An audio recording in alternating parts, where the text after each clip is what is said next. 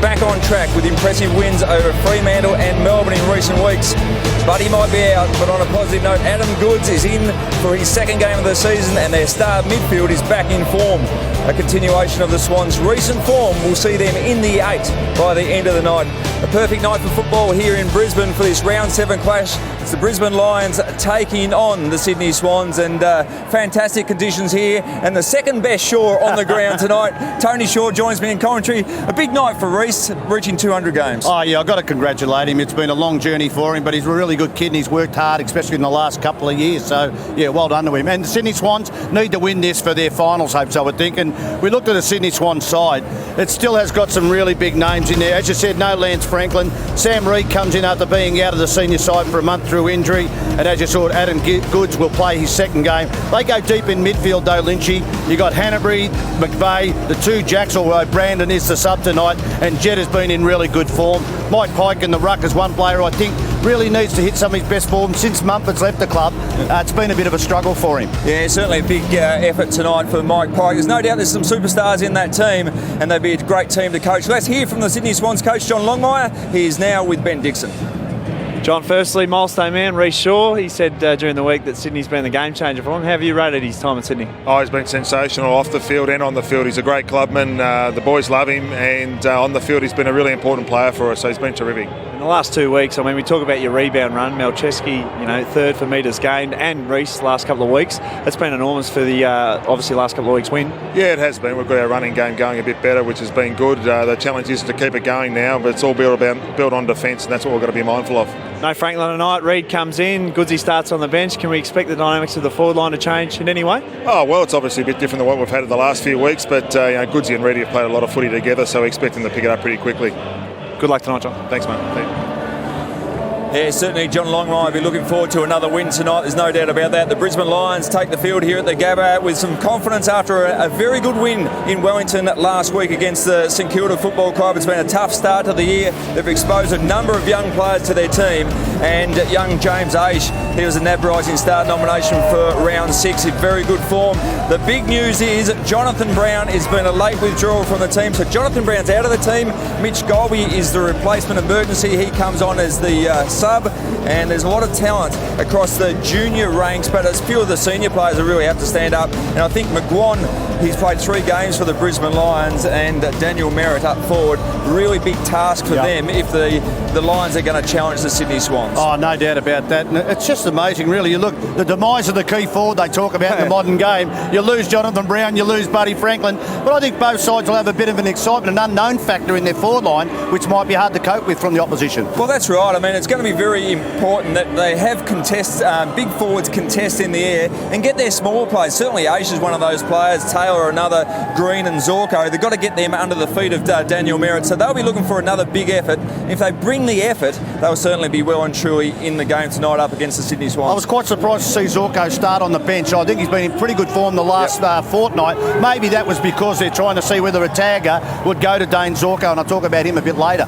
Yeah, you talk about players that are barometers of the team. Dane Zorko hasn't been in the AFL competition too long, but I think he is one of those real energisers for the team. So they've got to get him on the field. He'll be on the field in the first 2 minutes, no doubt, and looking for a very big performance. It's probably time to hear from the coach of the Brisbane Lions, and that is with Ben Dixon, and that is Justin Leppich. I forgot his name for a minute. Justin only took a trip overseas to get your first win, but the energy must be up and about this week. Yeah, it was good. It was a good week on the track. It'd be nice to win in Australia now, so that's our challenge. Yeah, you've had the most debutants this year, more in particular James Aish, much talked about this week. Has he surprised you in terms of the way he's gone about his footy? Oh, not really. He's a real professional. He's a good kid. He's going to be a great player. He'll just get better with every year too, James. James Aish, obviously touched on now, we'll go to the older brigade. Daniel Merritt, only 1% down back last week. We'd like to see, with Brownie out tonight, play out forward. Yeah, he'll play forward. He'll play that resting ruck role. Obviously, it's important one to us having Leuenberger out of the team. So, look, he'll build with every week. I thought he did a good job last week, but it's a big role for us. Swans are back in some good form. Their rebounders off half-back. A bit of work gone in them tonight. Yes, there is. I mean, every time you look at Sydney, you look at their rebound from half-back, so we're no different. We've looked at that. We've got some plans in place. I won't tell you all of them yet, Dicko, but hopefully they get done. Good luck tonight, Lever. Thanks, mate. No doubt there's a big task for Justin Leppich taking on the Sydney Swans tonight. Time for a break here at the Gabba. When we come back after the break, on a perfect night here in Brisbane, we're at the first bounce. Matty Campbell will be calling all the action.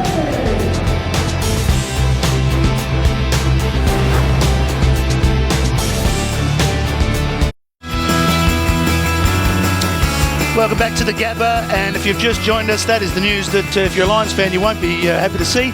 Jonathan Brown in the box with coach Justin Leppich, a late withdrawal, but as we say in football, it just provides another opportunity for a young player up forward. So it'd be interesting to see how the Brisbane Lions structure up. And we heard from Justin Leppich that Merritt will play forward, but there'll need to be plenty of options up there for them.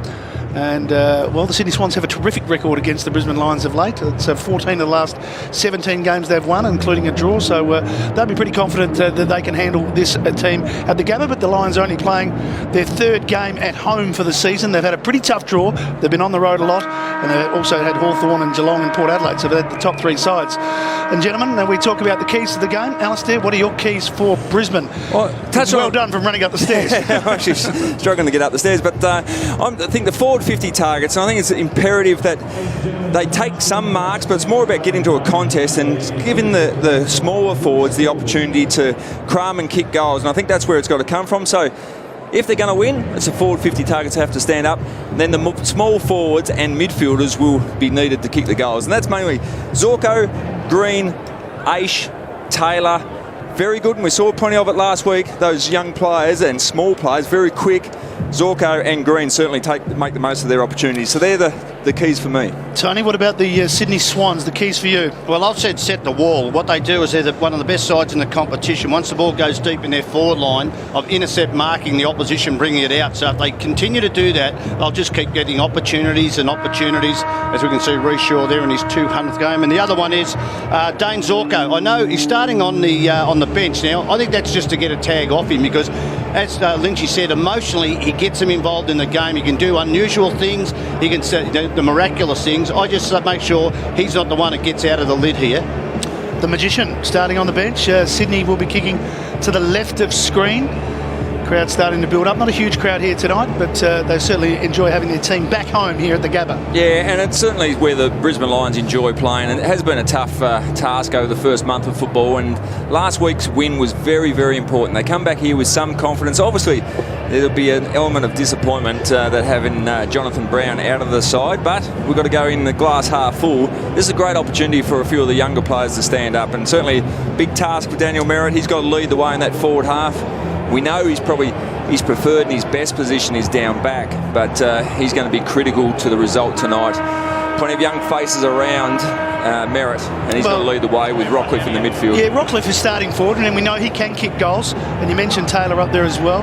McGuan can be that leading forward for the Brisbane Lions without Brown there, so hopefully he gets some space to lead into. In NAB Challenge 3, Luke McGuan kicked 3 or 4 goals against the Sydney Swans. It leads well. We know he can jump and take a mark outside his defensive pressures, but tonight be very, very important that he takes a few grabs on the lead. Mike Pike starting at full forward for the Sydney Swans, round 7. Here at the Gabba, set to get underway. Swans looking to inch their way into the top 8. And Rockcliffe getting the first touch, and West got involved, and Rains was back in the side last week and was good. And Merritt's got it. It wasn't pretty, he juggled it, but that's the start he'll be looking for to get a mark. Told to move quickly, doesn't want to really yet, just pops it off short. On the 50. There's a man in Paparone who's a little bit too far out. Heads to the top of the square. Not a lot of tall timber there for the Lions except McGuan. Play on. Ball spills from the tackle. I love the way Daniel Merritt attacked that ball. That's what he's going to have to do all night. But he just put himself under pressure by coming off the line where, you know, if he doesn't do that, he can set up a little bit better at his shot, a goal or a pass. Green just got a toe to it but couldn't get any distance with it. Jack to McVeigh, to Big Derricks, and a couple of Lions get involved there. Captain Adcock. Yeah, and also Polkinghorn, they spoil each other, but got some pressure on the Sydney defence. Bird can't get free, that's a super tackle. That was from Buick. Buick, he's one of the players coming into the side this week, and he'll play another key role. He can mark the ball overhead and on the lead as well. Smith picking up Buick as West knocks it down in front. Lester was going through at speed and comes to get Smith with a solid tackle. Green through his legs. Well done, Lester. Third effort. Fourth effort, in fact. And he kept it going the right way. Buick almost pinches it. And a good start this by the Lions. The intensity in their forward 50 is good. No doubt. The more opportunities you get of having stoppages here, there's a chance of snapping a goal. At ground level, it's pretty tough to get a possession. And it's a free kick. It'll go to Bird. That's what they don't want to do, is give soft free kicks. Yeah. Now, obviously, a lot of congestion back there. They've got to maintain the ball and turn this ball over to generate another shot. Conversely, this is where the Sydney Swans have been good in recent weeks. Their run-off halfback's extremely good. I think Reece Shaw had a pretty quiet first month of football, but his last 2 weeks have been very good, including a career PB last week against the Demons. They've got one on the top now. They've got a number down the wing if they will need it. Richards on the left boot to McVeigh. And this has been just a patient and intelligent build-up from the Swans. Again, showing some patience with the switch. Rampy off his line. I don't know why players do it, Matt, but they put themselves under pressure when they don't need to. Yeah. You can always look at where you're going. You don't have to take that step off the line until you're ready to go. Smith to Shaw. So they're getting plenty of the ball here, the Swans, but still yet to get it forward. Big kick here. It's a risky one, but it's a beauty. It found Goods on a long lead. It helps if you're kicking it to him, I suppose. Yeah. Rampy again. Deep, beautiful. Realised that Hanbury was at the back and had a bit of room, and he goes on the left. And again, the passing from the Swans is very good. Cunningham has it. Tight angle, but he's within range. Gee, Justin Lepich would be disappointed with allowing a player like Hanbury to get over the back there. Don't know how he did it, but if he's being tagged, which is someone would have a run with roll, you would think, with Dan Hanbury. He's just come into form also. That was pretty ordinary defence then. Yeah, he's had two very big weeks, and this will hurt. Cunningham hasn't missed so far this year. 6 straight. Looking to make it the magnificent 7. Just off to the left, his first blemish for 2014. First score of the night for the Swans. Lions move it quickly through Padfull. And good running finds the Rising Star nomination from round 6 in Aish. Tried to step Goods. Didn't have a lot to kick to, that's why. Smith reads it well. And opens it up for McVeigh, who wants Goods or Kennedy. Good talk from Goods, said, I'll take it. Let it go. Now he gets around Clark quite easily. Onto the left. Centering kick, top of the square. Disciplined pass. Lions under some pressure. Lloyd over the top with the tackle. There was a boot in there. It was Jack trying to get something from nothing. And again, the Swans will bang it back in. And will they? Taylor, he did well. He had to beat 2. The Green just sweated off there and let McGlynn take it. Oh. Poor handball. That's a better one. Give on the up. That's not so good either. But the roll favours the 200 gamer in Shaw. A little bit untidy. Laidler, McVeigh. That's a mongrel kick. Cut off by Polkinghorn. Quick hands from Redden, but he missed his target. Zorko. Mays out in front of the running Merritt. And he ran straight past it. Now he backpedals and chips it. Ooh, it was risky, but found Mays. Yeah, the only concern is that Brisbane Lions, their efforts there are just the concern would be too many loose players for the Sydney Swans. Uncontested possessions too easy. Taylor, a couple of goals last week. He's off his line as well, so umpires have been red hot on that already tonight. Move off your line half a step. Let's play on. Paparone with a switch back into Gardner and in turn Clark. Patfull's run on for him. I think we should have the goals, maybe the goal posts on the wing at the moment, Matty, because that's where both sides are going wide and playing between the 50-metre arcs. That's right. The Lions, we've seen this trend through the course of the season so far, their patience to chip around the back across half-back. McGuan made front position. Robertson was front and square. He was in the right spot. He gave it to Aish. In turn, Redden with the 1-2. Aish tight on the boundary. It's a pretty good kick towards Merritt, but it never got touched over the line. No, it's on the full, so Sydney kick. Yep, hit the post. Well, let's see how the Lions go of courting them in the defensive area. This is where you want to, if you're defensive, you can see the zone there. It's pretty well in 1/4 of the ground at the moment.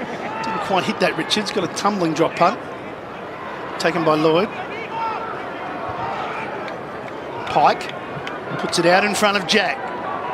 And Patfield's a hard man to get round, coming off a good game against Revolt last week in the Lions' first win of the season.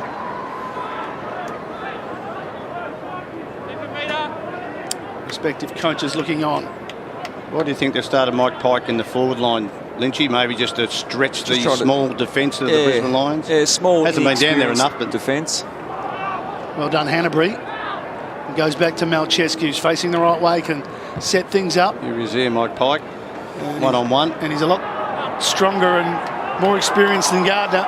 Or Goods in the square. Kennedy heading in that direction. Can't take it. Waits for Cunningham to arrive. Now he's on for a second effort. Make sure the umpire saw it. It was crude from Clark.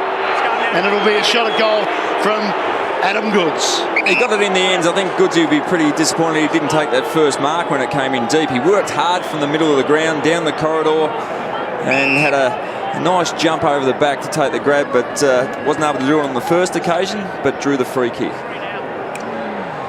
Should be a fait accompli for the Jill Brownlow medalist. And he bangs it through. The Swans have their first for the night. Let's get to Ben Dixon. Thanks, Manny. Just with this play, we see Adam Goods on his own here. What Brisbane are trying to do is obviously create the spare down back. We know Joel Patfull's there, but when Reid pushes back hard, Patfull has to go to him. So Goodsy is coming off the wing, so they're sliding their wingers back. So at that stage, Paparone was there, and they just pushed down. So Goodsy's on his own. So if they're going to create the spare, they've got to impact the contest.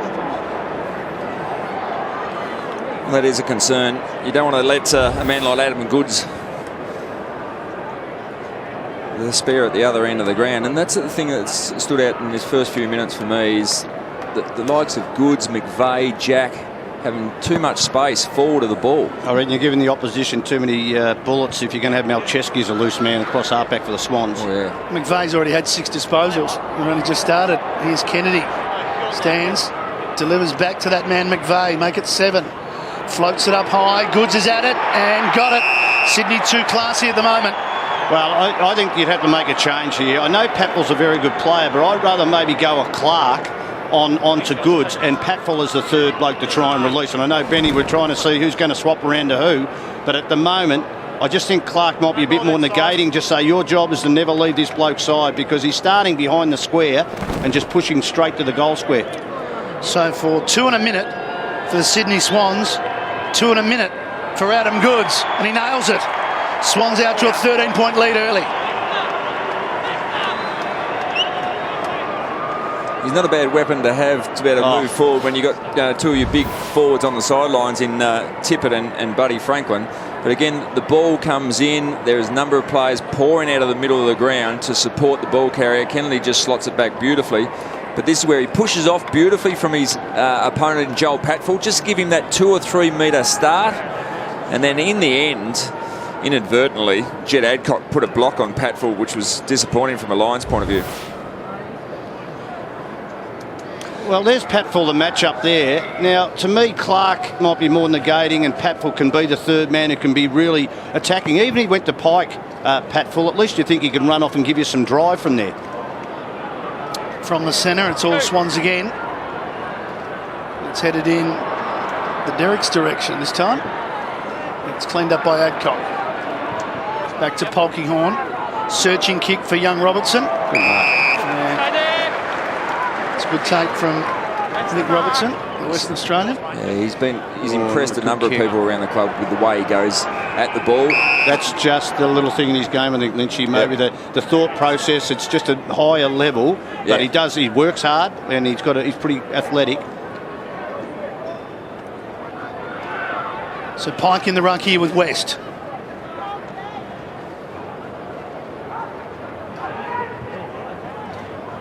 Kick from him, forward, bounce favouring the Swans. It did for a while.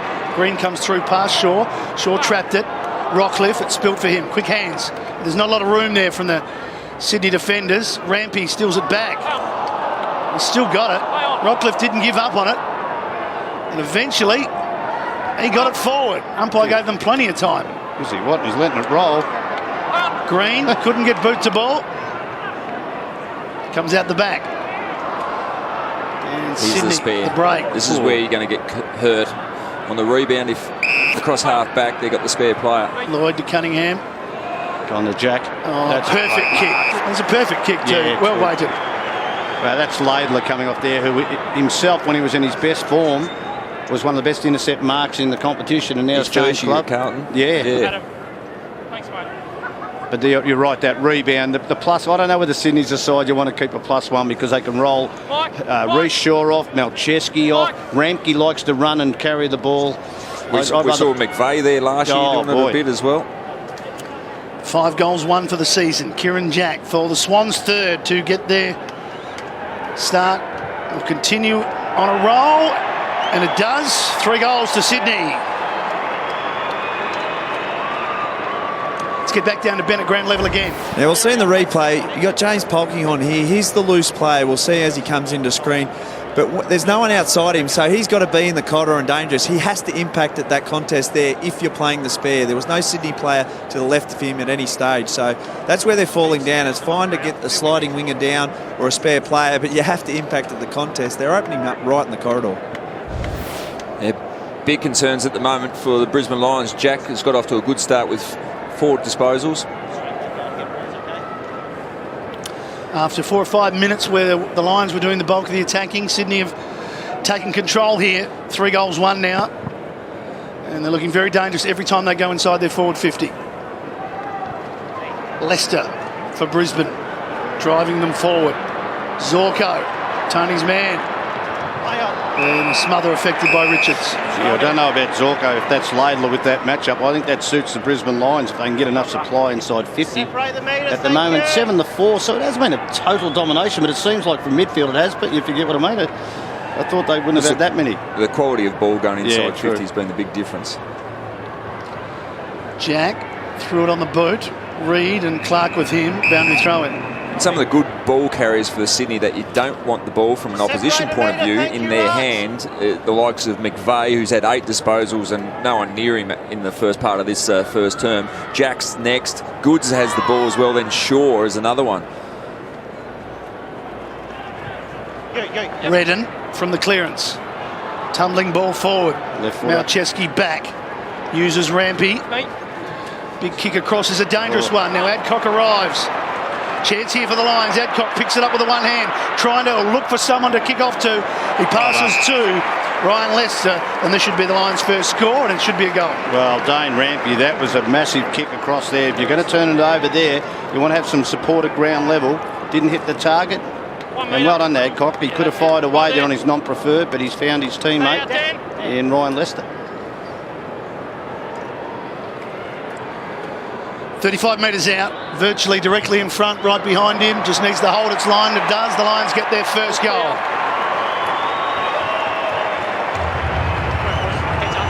Yeah, always risky. If you kick that elevated ball over 40 metres in your back half, it just gives opposition players plenty of time to get there and spoil or impact the contest at the very least.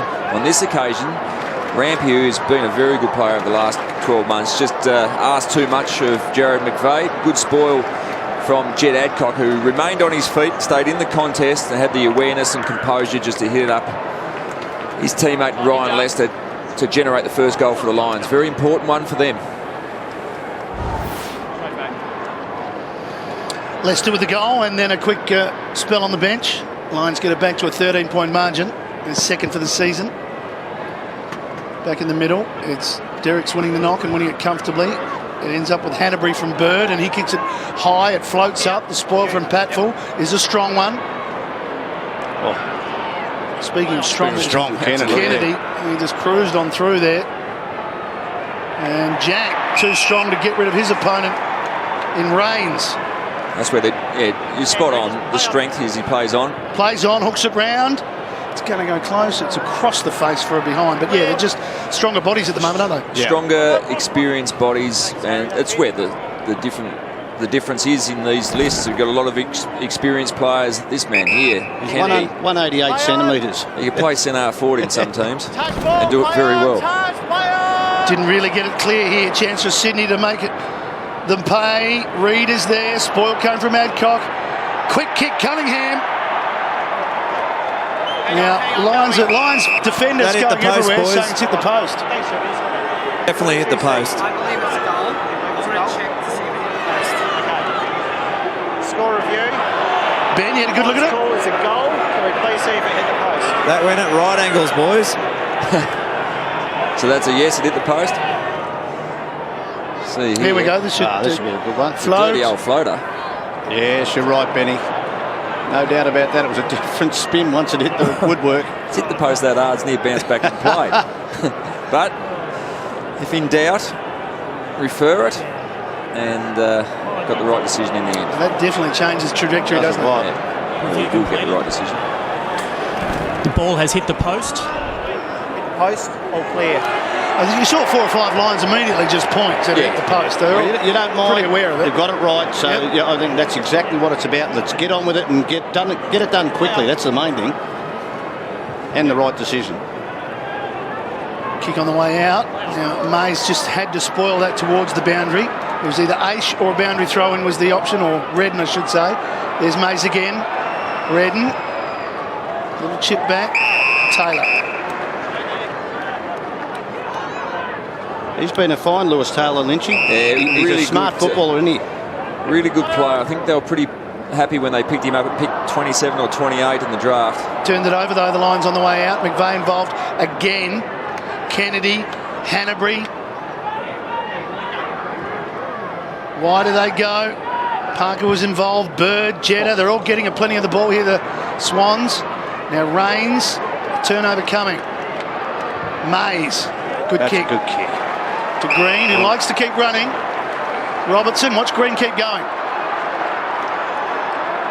Robertson runs to the boundary, then straightens it up. Merritt in good position. Shaw caught. Zorko got him. Taylor, well, he had more time than he probably thought. It goes off the outside of the boot.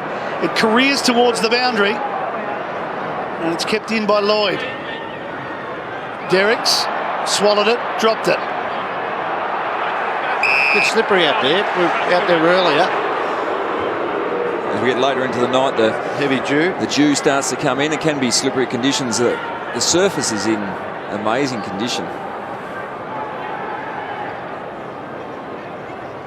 West down in front. Leicester, a little bit of time on the left boot, but it's all Sydney back there, and Malcheski, comfortable chest mark. Little chip pass away, Kennedy starting to get it.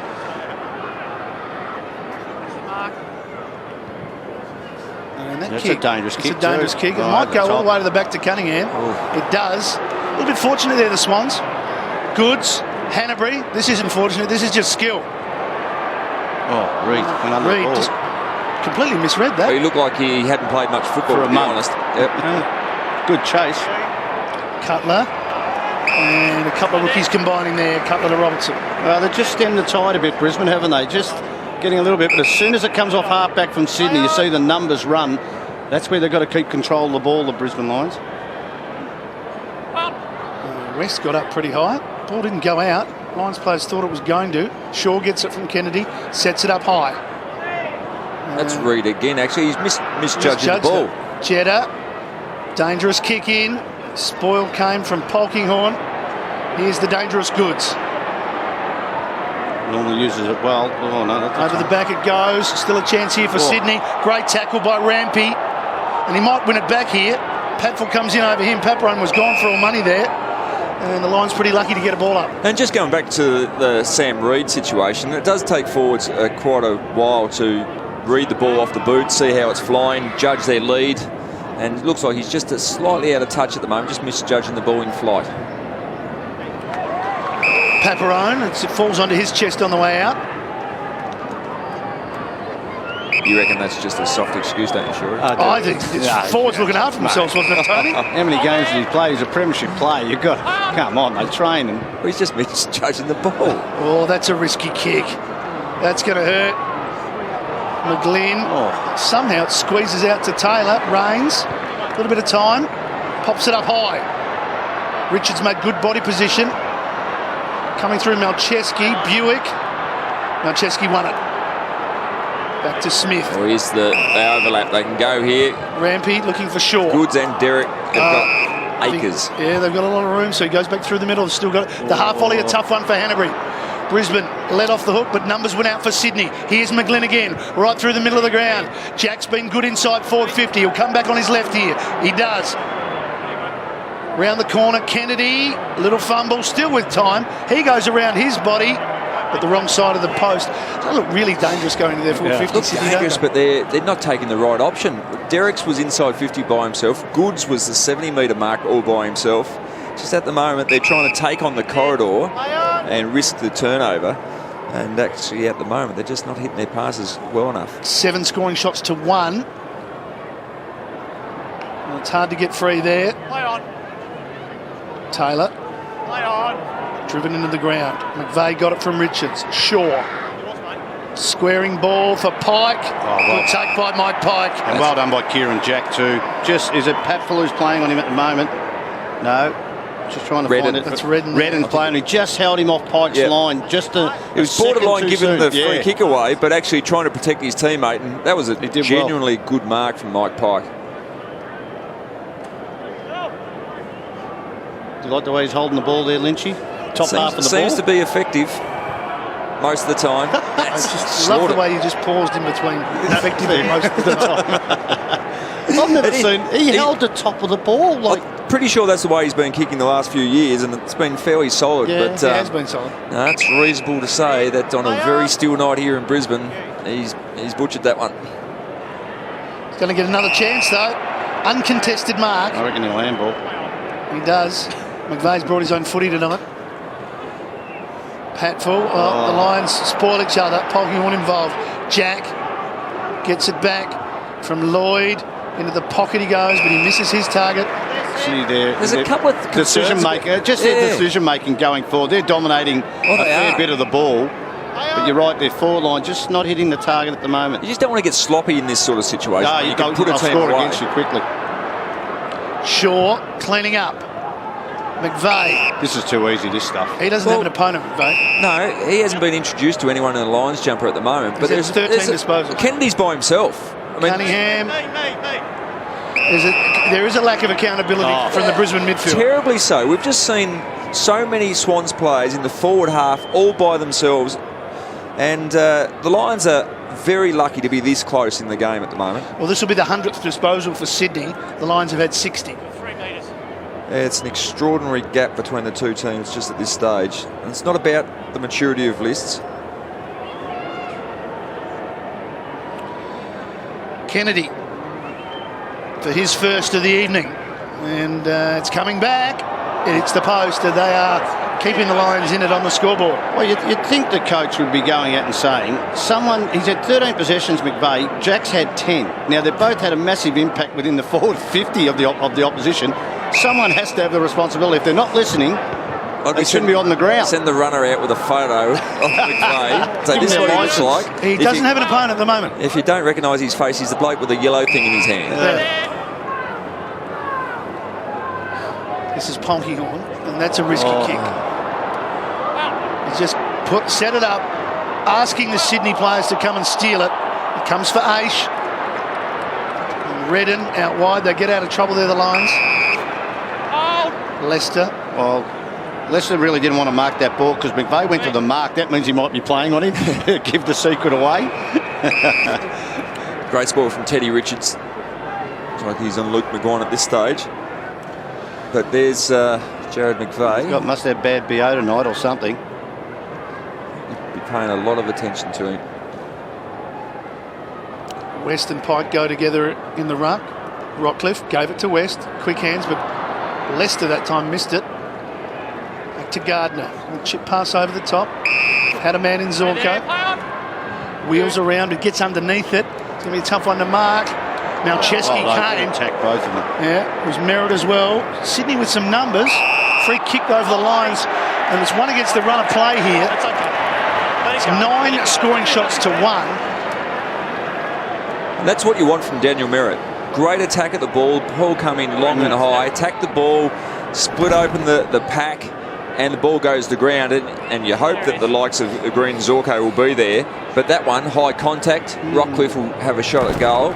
Almost made the contact himself. Yeah, you'd like to have a look at that again. Little duck of the head, but you've got to go lower than that. He likes to kick a goal, Rockcliffe. He's a pretty good set shot. and makes no mistake, and they do get one against the run of play. Well, I agree totally. Daniel Merritt, I love the way he's attacked the ball on about 2 or 3 occasions in the air. He looks like he wants to lead from the front, and that caused the spillage. And yeah, I don't know, it's just they're talking about ducking heads, but he loves to keep going. Let's have a look at the first initial. Oh yeah, just a duck in the head. It did make contact with the body, but I don't think a person can do anything about that when that head goes straight down. That was just a, yeah, they've got to probably pay it in the speed of the day.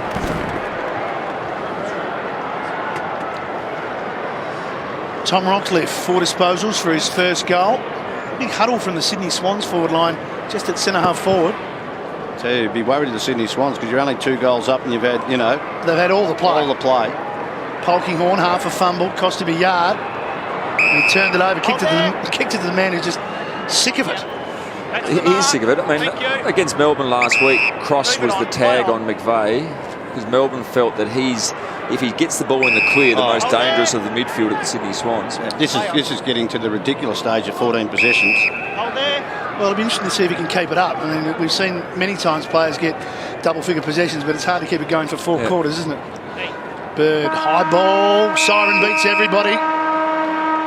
So in a quarter where the Sydney Swans dominated possession, dominated the inside 50s and dominated shots at goal, but from their point of view, they only find themselves 2 goals up. It's quarter time here at the Gabba, Saturday Night Football. The Swans 24, the Lions 12.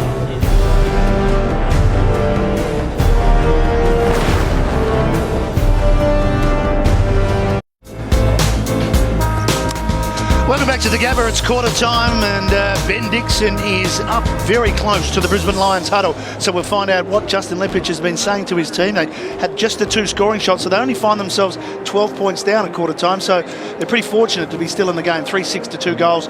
McVeigh, we talked about his first quarter, 14 disposals. He's got a personal best of 42 in the finals last year, so he's on track to smash that. So certainly some issues, though, also for the Brisbane Lions. Tom Rockcliffe, we saw him get that hit and kick that goal. He didn't come to the huddle at quarter time. He's in a spot of bother.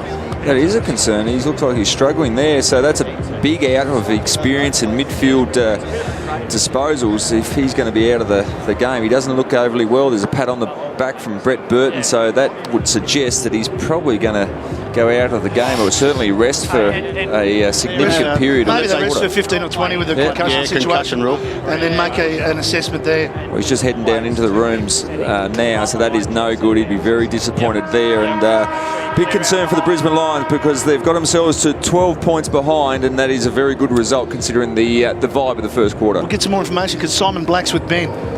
Thanks, Manny. Blackie couldn't get the ball in nice and deep. It's shallow. Big J Brown's out. What you talked about there in terms of getting in nice and deep?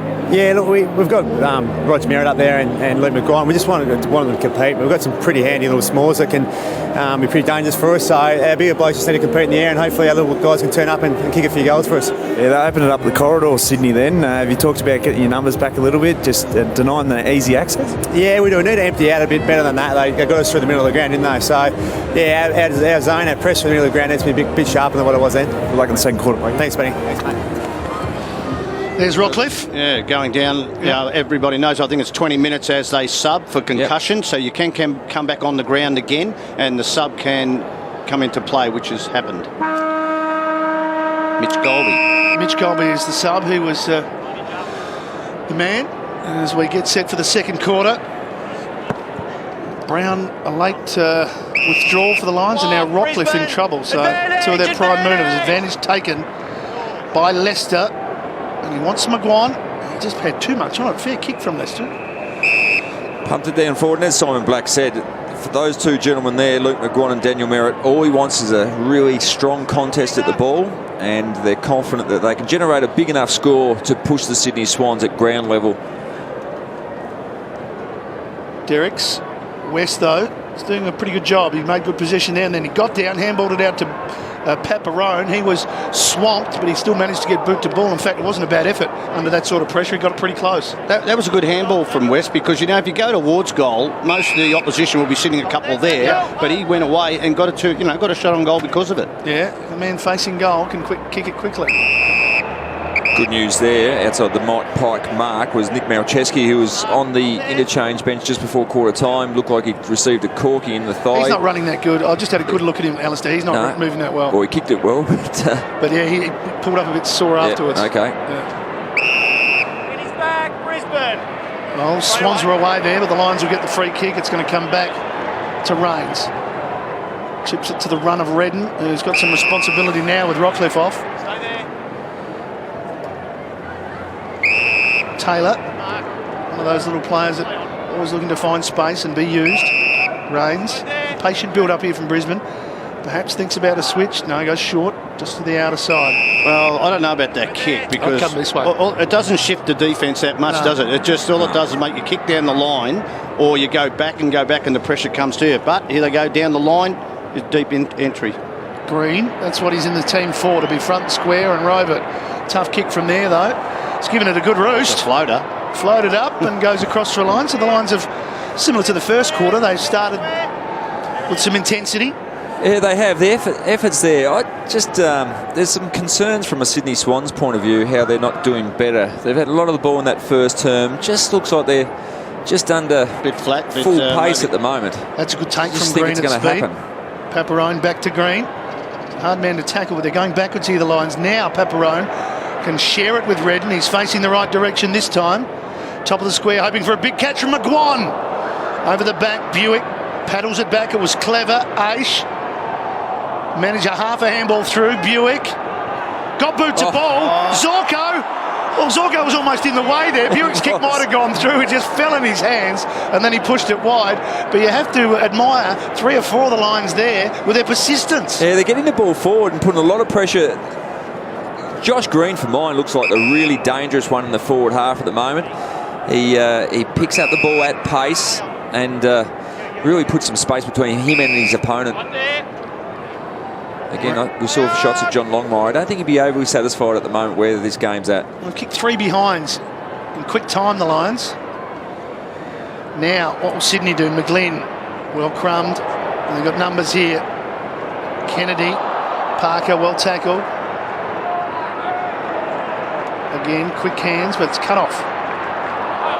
Polkinghorn's in trouble. Oh, that's head high. A bit high, yeah. Yeah, that's where you've got to protect the man over the ball, no doubt about that one. Mays is underneath all that. They're having their time at the moment, Brisbane. They're first in for the ball, and as you said, John Longmire, he looks a bit nervous. We saw in the coach's box, so this is about attitude, I think, for the Sydney Swans. I think you're spot on there. I think that the domination in that sort of 5 to 20 minute mark of the first term of ball hasn't been put on the scoreboard, and they just seem to think this is just going to come. It's a comfortable situation, a comfortable game to be in. But as we know, at this level, no matter what team you're playing, you really can get hurt if you don't come at 100%.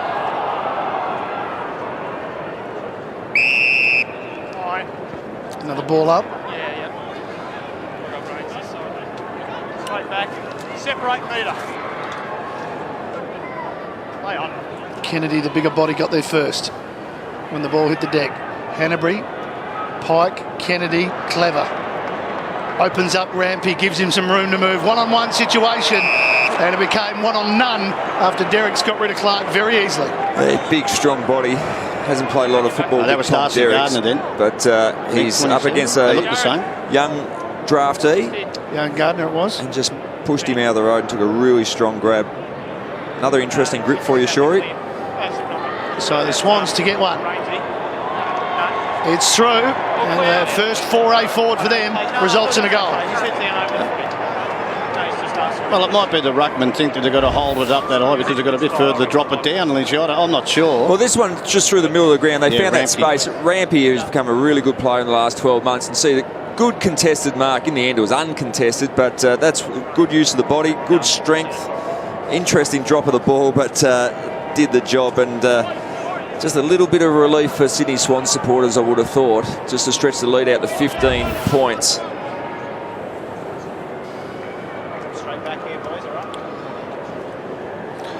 Goal for Derricks. Sydney get out to a 15-point lead. Rockcliffe's back out there, gone to full forward. And Matty, I can tell you, when you thought it was Clark, they look like brothers. Yeah, Clark and twin brothers. Yeah. Nice second knock there by Pike. Looks like Kennedy, it might be his turn this quarter. Yeah, he's having a bit. Yeah. They go forward again. Gardner learns. Got his fist to the ball. Well done. There's Clark. Got it from Polkinghorne. Big kick on the switch. Gets plenty of depth on it. Hanbury just trying to worry Paparone out of it. Paparone, percentage play with the boundary. Yeah. This is where they're breaking down, boys. Sydney are going at about 50% from defensive 50 to inside 50, and the Brisbane Lions are going at about 10% because between the arcs, they're just not finding their targets and they're not patient with the ball. If they're patient, they'll get some real good scoring opportunity. Well picked up by McGlynn. Gee, that was a good tap. Taylor did really well to just work that nicely, and they've got possession. They've got Zorko, they've got Green, they've got the real speedsters involved. Now Green goes for Rockcliffe. Clever kick. Rockcliffe doubles back. And he must be feeling okay to be out there. And he's going to... 2 metres, please. He just wasn't around behind his mark to actually play on. Oh, I think Tommy did that old forward trick. You think you want to play, look like you want to play him, but you don't really. Experience beyond his years. No doubt about that. He likes a goal. This for his second, the Lions' third. And it's just to the right of the post. So 4 behinds for the quarter so far for Brisbane. As Dicko was saying, they're struggling to come out of the defensive arc. Let's have a look at Mike Pike here. That's no doubt a set play. McGlynn, the forward, is inside the arc, comes away so he can handball back to his midfielders who have got their facing goal. Beautiful tap by Mike Pike. As you called it, Matty, there was real speedsters in Taylor, Green, Zorko involved through the centre corridor, and so they did actually get the rebound footy inside their forward 50. Good pressure here from the Lions. But Sydney equal to it. Bird behind Shaw. And in the end, they worked it outside their defensive 50, so that was their first goal, but the Lions do get a ball in here. There's a bit of recruiting of left footers for the Sydney Swans, like the Hawthorn side has done over a period of time in their defence as in their runners. Got a few down there, haven't they? Oh. Most left footers are very good kicks, aren't they, Sherry? Great kicks. Most. Extremely. Great kicks. Most left footers are very, very solid. Yeah. 1 metre, boys. 1 metre separation. 1 metre. Oh, I used to handball to left footers. Fair enough. Lester was the third man up. Green floats it up high. It's wide. Play on. Through Rampy's hands. Richards. Oh, come on. He's good at it. He's good at it. Oh, he conned the umpire then. Come on, you've got to be better than that. He was about to run it over and thought, this is going to look too obvious. He looked like he was going to get a pie and then from under the grandstand. Yeah, threw it away. From the throw-in, Pike has got to beat a couple. He just knocks it down in front. McVeigh gave it over to Rampy and turned to Bird. Kennedy again. She's having a bit of a Kennedy. Yep. And McVeigh, and here's Kennedy again. Involved 3 times there. Kicks a dangerous one though. Numbers though for Sydney should win out. That was really well played actually. I think it was deliberate knock to the front. Sure. Jetta's going to run on here and Cunningham's going to give it over to it. Now Jetta will try and cut back in or squares it up. Over the back it'll go. Chance for Sydney. Here's Hanbury, the dangerous Hanbury. They work it back towards Jack, but they're going away from goal. Kennedy again, he's caught. Rampy a fumble, rebound footy coming. Taylor, Mays, 1-2. Mays looks up, goes towards McGuan. Green's coming to help him out. Green will back himself here. Gets inside, kicks towards goal, and kicks a goal. That gets the Gabba up and about. The little man goes. Little man and very quick man, and a really good rebound. It was a risky kick back into the corridor for the Sydney Swans and was turned over nicely off half back, and then they're away. Started with Mays on the green. Luke McGuan got involved with the handball to set up Green's goal. Good pressure again from Taylor. He's running hard defensively, and Johnny Longmire not happy whatsoever with what he's actually seen out there in the first quarter and a half of this game. Set up, guys. Ruckman in the square, circle. It's looked good, Green. He's had 8 disposals and he's got a goal, and all of a sudden the Lions back to within 8 points. Yeah, he's the dangerous forward. You can see Johnny Longmire go and got his crew at there. And I don't know whether it's Rampke's fumble at half back to allow that turnover to happen. A little bit of overuse, wasn't it? Yeah, a little bit of overconfidence. Very dangerous position, because if you do get turned over at centre half back, the ball's going to shoot through to the other end of the ground. Aish not going anywhere there.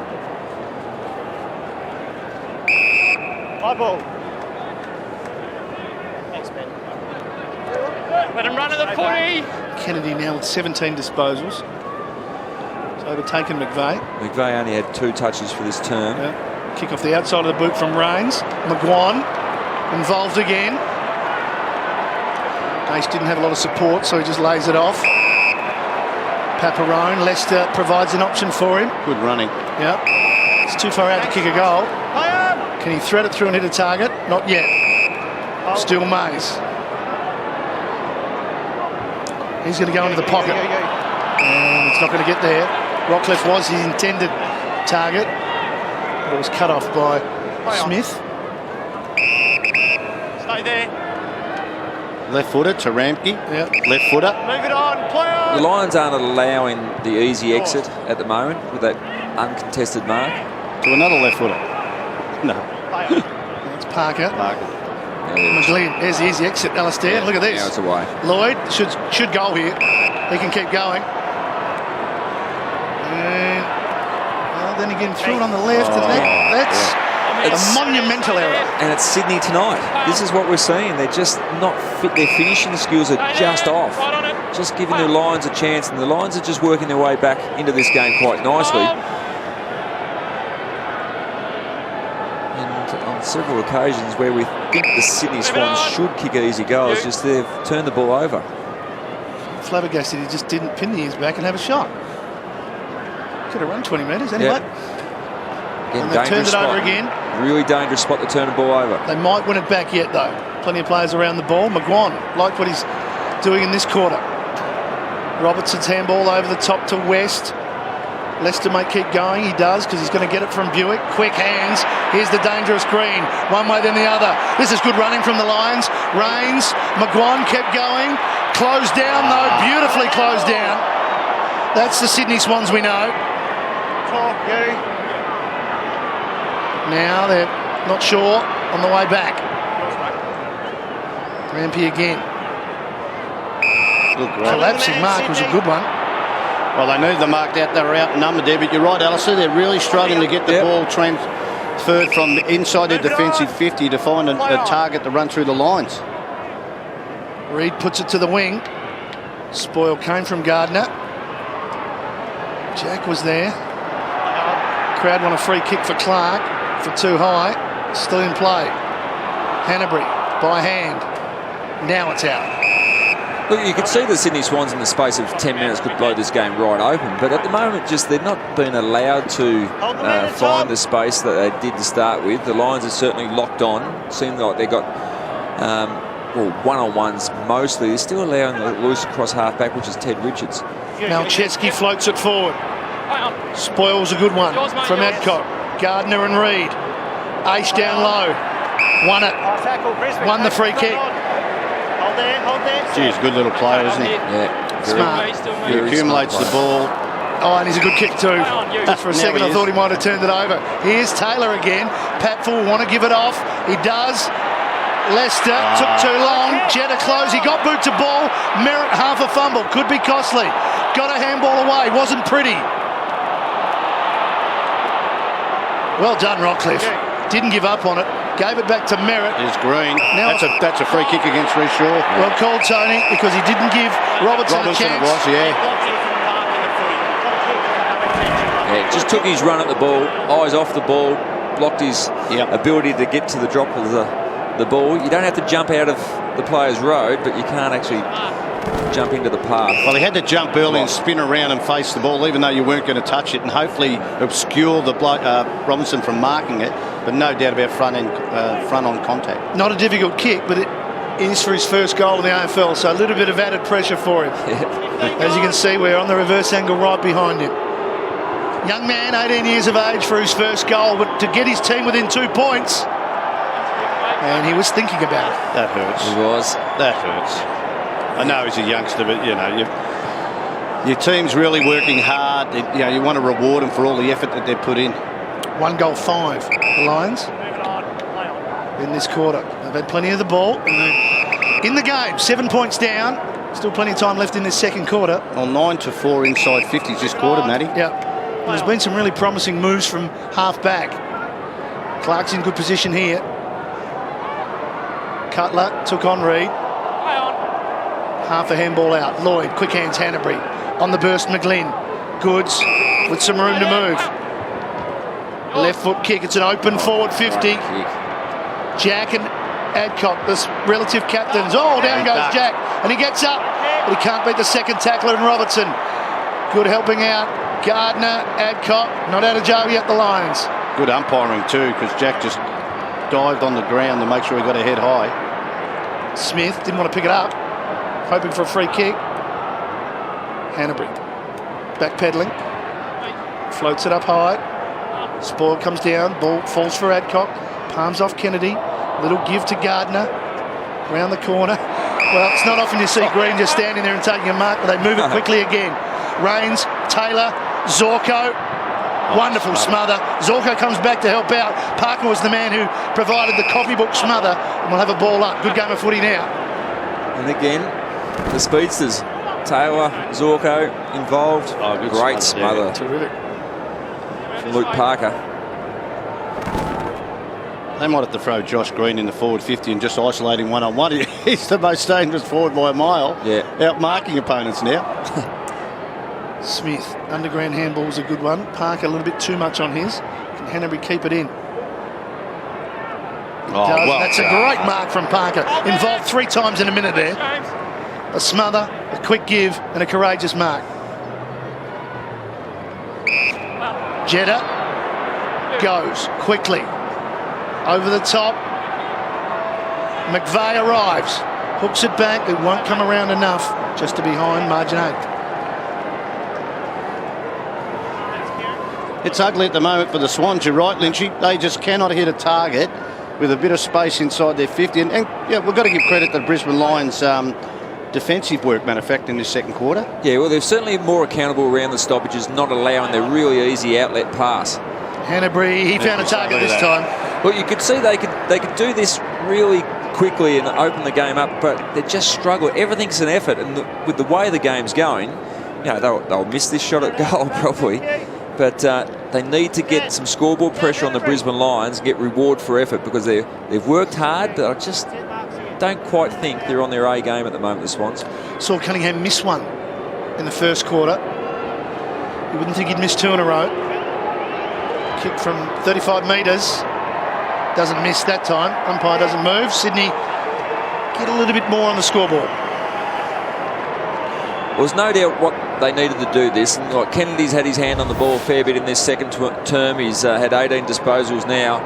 And big contest. Merritt jumps high and hard, but Hanbury at ground level, just the awareness to hit up short his teammate in Cunningham.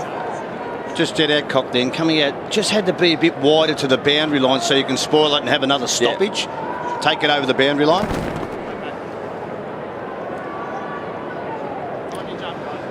Goal for Harry Cunningham, 7 goals for the season. Sydney with their 5th, and Clark with a message from Lepich. Derricks is up very high there. Here's Green. He's having a good game. 12 disposals for him. Bit too much on the kick though. Richards will read it best. Tell you what, John Longmire would not be happy with that centre bounce clearance in. How can Green, one of the fastest player, have no one goal side of him? Yeah, one of those unpressured clearances where Green probably should have done better, but you wouldn't complain with his effort so far tonight. Smith wants Bird, takes it in one hand, and look at this. It's opened up the forward line. Jack again, kick a little bit wide for him. Oh, bad bounce. By himself here. Reid though, and Reid floats it and floats it straight through. 2 in a row for the Swans, and they're feeling better now. Well, this is where the game has got the potential to go. A real nasty blowout, but on that occasion it was that wave of players again. We touched on that McVeigh was by himself running through the corridor, and he could have been used by hand there, and certainly Jack, if he had a bit of time and space, could have hit him up, or even Reid. But they've been able to impact the scoreboard here with goals in the last couple of minutes, and that's the concern for the Brisbane Lions. But John Longmire, I'm sure he's not at ease in the box, but he'd be a little bit more satisfied.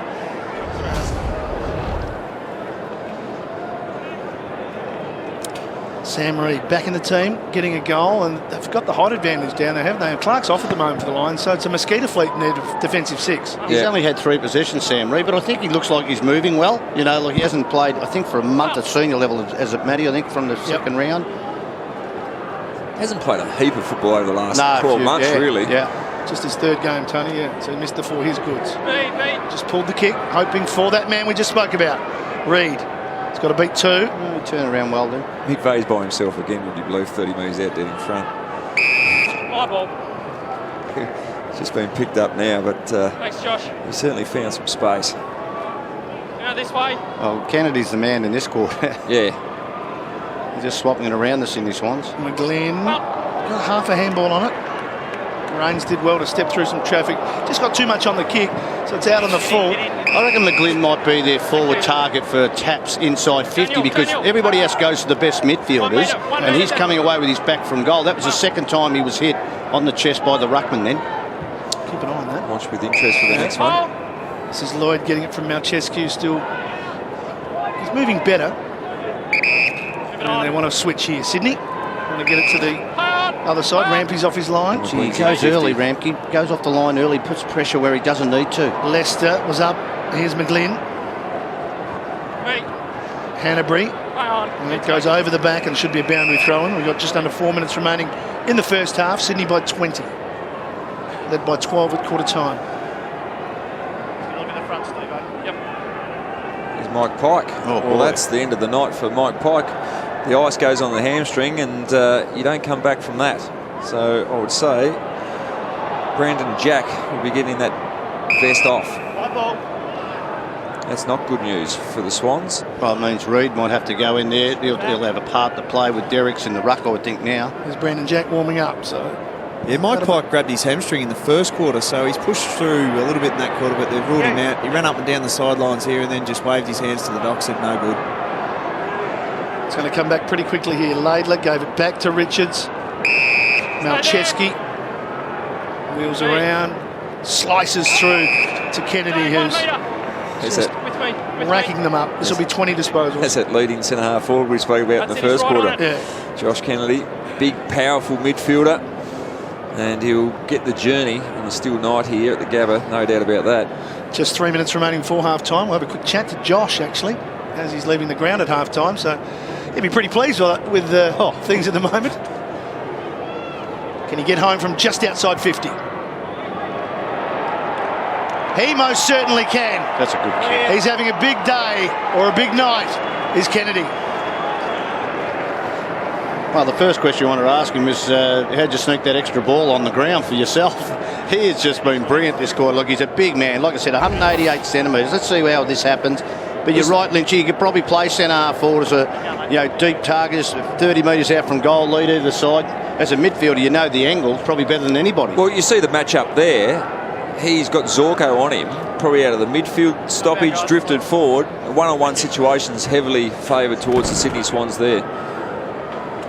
On your jump. The Lions were hanging in, but 3 goals in a row now to the Sydney Swans just before half-time, giving them a good, healthy break now, 26 points. Pike down, though, for them before half-time. Play on. Green tried to fish it out. Rain swoops on it. Skews it off the outside of the boot. Bad bounce for everybody. It's a shocking ball, isn't it? The shape of the ball. Jetta straight up the middle. Great kick. Great vision to see. To see Parker had a yard. Lloyd's got 2 yards. And now he pushes it out in front. Adcock arrived, but great mark, Hanbury. Adcock, I'm pretty sure Adcock thought he had that. Yeah, great use of the body for Daniel Hanbury, that turned his body to protect the drop zone, which sort of blocked Adcock. So you're right, I reckon Adcock thought, I'm all over this. I'm just going to put this into row 4. I'll belt this, But that is a very good mark. Contested mark. See here, protects the drop zone. Yeah, should have been spoiled. I was going to say I didn't think he used his body well enough to prop and then go to the space, but no, he's a smart player. Adcock probably should have got his hand in on that. So for 4 in a row for the Sydney Swans. Just saw Kennedy kick truly. That one just slides across the face. 15 scoring shots to 8 inside 50s, 29-20, obviously in favour of the Sydney Swans. Just got hold of him in the last 5 minutes. Yeah, that's all. Just that short period of time. know there's an enormous amount of ability, especially through the midfield where they can really open you up and off half-back. Doing it again here. Here they go. Grundy got it from Parker. Well, they missed a couple of set shots to Brisbane early in this quarter, which gives you a bit of confidence. Merritt's just not grabbing him at the moment. Quick hands. Derricks. Big Tommy's near missed a foot. He has managed to just wobble that one forward. It's a long way down. And it's been returned by Merritt. Adcock just trying to belt it out of there. And he's kicked it out in the full. So still got time here, the Swans, to get one more before half-time. Back a metre, please. Richards. I think they'd be reluctant just to bomb away as they do, though. Deep into the pocket. That's why we thought they would have been reluctant, because Daniel Merritt was just behind the ball. They were outnumbered. Whoop. Merritt just brings McVeigh back into the game when he was all of a sudden he was quiet for a while. Yeah, only had 5 disposals for the quarter, Jared McVeigh. Tell you what, that brought back memories of a certain game at the Western Oval from one Graham Allen one year. Playing Collingwood versus the Western Bulldogs, kicked across goal like that. Gabby's probably quietly sitting at home enjoying this game until you raise that. Here's McVeigh. And he's a class act. He won't miss from there. Oh, they didn't need that. They did not need that. You know, the Sydney Swans have just got a hold of the game, and that takes it out a little bit more. But Daniel Merritt, oh boy, senior player, maybe kicked down the line. You've got 33 seconds on the clock. It's just a wrong decision at the wrong time of the game and poor execution. That's exactly what it is. Yeah, and that's very good execution. McVeigh just slots that one through. He's had 20, kicked 1 goal, 1 for the half. Deja vu for us. 20 disposals, 1 goal. A minute ago that was Kennedy, and now it's McVeigh. Yeah, they're racking them up. Hanbury's not far behind him. He's at 16. And all of a sudden, the Swans will go in at half-time feeling very comfortable. 33 points up on the scoreboard when it was just over a kick not long ago. Oh. You thought he was going the wrong way? I thought he was about to drive that one. I reckon he was thinking that as well. Just for a second. We've seen a couple this weekend, matter of fact. I saw Nick Robinson here a couple of weeks ago, the youngster. Yeah, he went the wrong way. Yeah, he went the wrong way. Jack on the ground for his first kick. Oh, Reed and Juggle, very close to a mark. Look at the Sydney Swans just about to swoop on it, but the siren sounds. So in the end, they'll be pretty happy with what they've done in the first half, when it looked as though the Lions would be very much in touch when it was only 7 points to margin. Now it's 33. Well, it was that 5-minute block that sort of got them out of strife. You know, they kicked the last 4 goals, which satisfied John Longmire for a certain to a certain extent, but he'd be disappointed with a lot of factors of the first half. Daniel Merritt wouldn't be overly happy with that switch across goals that resulted in the McVeigh goal, but the effort's been there for the Brisbane Lions. They just haven't got the potency in the forward half to capitalise on that effort. Green's been very good. Adcock's worked hard in the back line. Mays, Aish, Taylor has been good, but the Sydney Swans, the quality through the midfield with Kennedy, McVeigh, Hanbury, McGlynn, Parker, Jack, the class is there. McVeigh and Kennedy have both been excellent. Here's Josh with Ben Dixon. Thanks, Matty. Josh, big half yourself, 20 possessions, but more importantly, a bit sloppy early and didn't capitalise probably to the second half of that quarter. Yeah, definitely, and they really amped their pressure up that quarter, their run. Just waves of numbers off half back, and we were able to get a few late and sort of steady the flow a bit, which was good. Their overlap run in the corridor probably troubled you a little bit in that second quarter. John Longmire, pretty, at quarter time, obviously pretty critical of that. Yeah, he was. Look, we probably had a few fumbles. We just got to clean them up and use the ball a bit better. And, we're able to slow the momentum down a bit late in that quarter and able to get the momentum back. Good luck in the second half, Joey. Thanks, man. Josh Kennedy on top, as are the Sydney midfield. It's half-time here at the Gabba. The Swans lead the Lions by 33.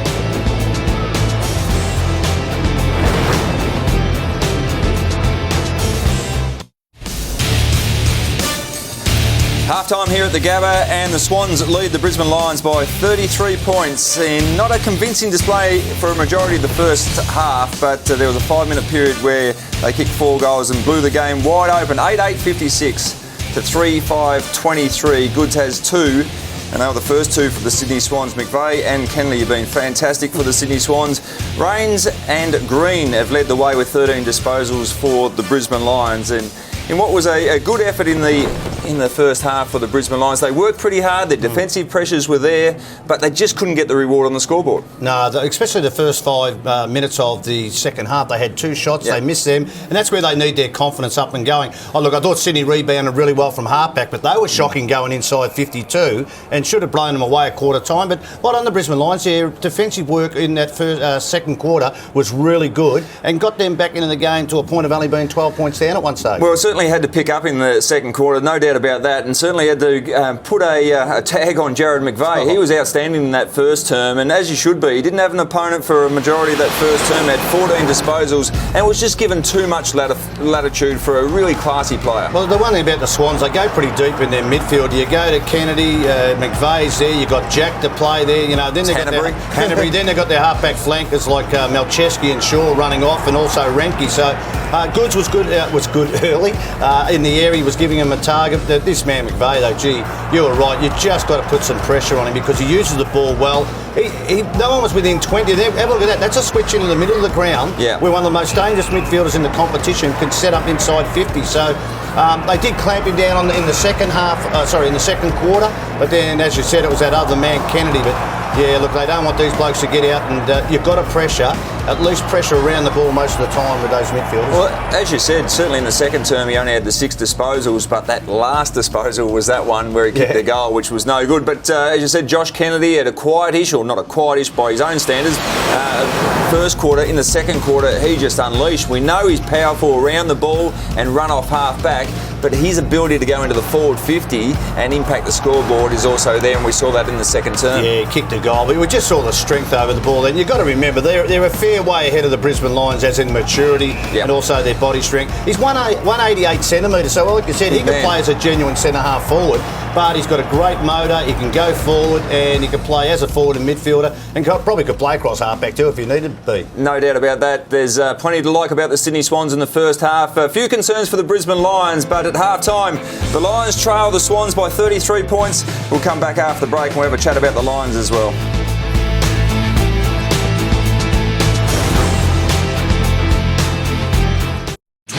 NAB AFL Rising Star Award. Ball from out the back. Ace. Quick left foot kick. It's drifting. Brown. Oh, it's over the top. Yeah, it's definitely a privilege, obviously. There's a pretty good group of guys eligible this year, so it's a privilege to join the ones that have already got it. But obviously the most important thing is we got the win. And you have to be realistic in your first year. I'd love to come out and set the world on fire every week, but it's probably not the realistic thing. So I've been happy with gradual improvements each week.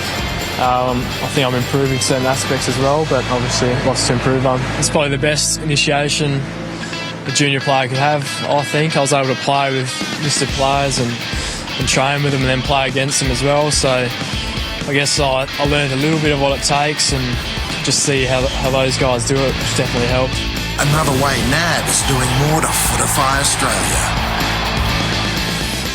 James Aish is certainly a prodigious talent, and he's been very impressive over the last couple of years in the SANFL, and the #1 pick for the Brisbane Lions in last year's draft. Is well and truly on his way to a long career. 10 disposals in the first half. A lot to like about that young man, Shorey. Well, it's a famous name, isn't it, in South Australia? The Aish name. Michael was a champion. That's his nephew, I believe. So he knows how to accumulate the ball, and classy act. We spoke pre-game about some of the small forwards and the ability for Brisbane to impact the scoreboard. We thought it was going to be pretty much reliant on their midfielders drifting forward and their forward crummers to kick goals, and it's pretty much the way it's worked out. Well, Lester, Rockcliffe and also Green. I think Green's been the most influential forward for them, and it's a problem when the bloke's probably under 6 foot in the hole, but his speed's been a factor. He's pushed up the ground. Rockcliffe, of course, we know, finished that and then went off the ground, maybe with a little bit of concussion, but he's cleared to play on now.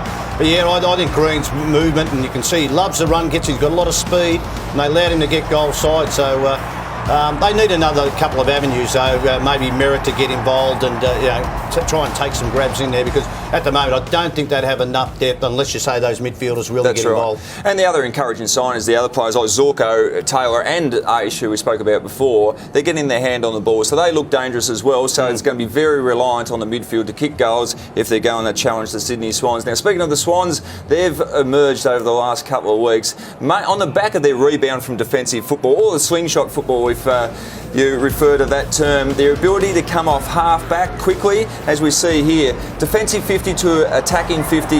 Rounds 1 to 4, they were 16% ability to get it from one end to the other, ranked 16th in the competition. The last 2 games, rounds 5 and 6, they've gone up to 26%, which is ranked 1 in the competition. Now, we know Malchessy's are key, but also Reece Shaw. I think he struggled in the first month of football, but he's been very good in the last few weeks. Oh, they were dominant in the first quarter. That's why I thought they should have been 6 goals up. You can just see how they worked off there. They were allowed to have the +1. I think they're a side with those left footers coming out of that area. You would rather have 7-man forward against a 7-man defence, but it wasn't to be. And they've improved. They are great stats to show that's the way they're going about their football. And Teddy Richards, we shouldn't leave Teddy Richards out of that. 2 weeks ago, I think he had 12 disposals in the first quarter against the Fremantle Dockers and set up a many forward 50 drive. So he's a very good player as well. Time for a break.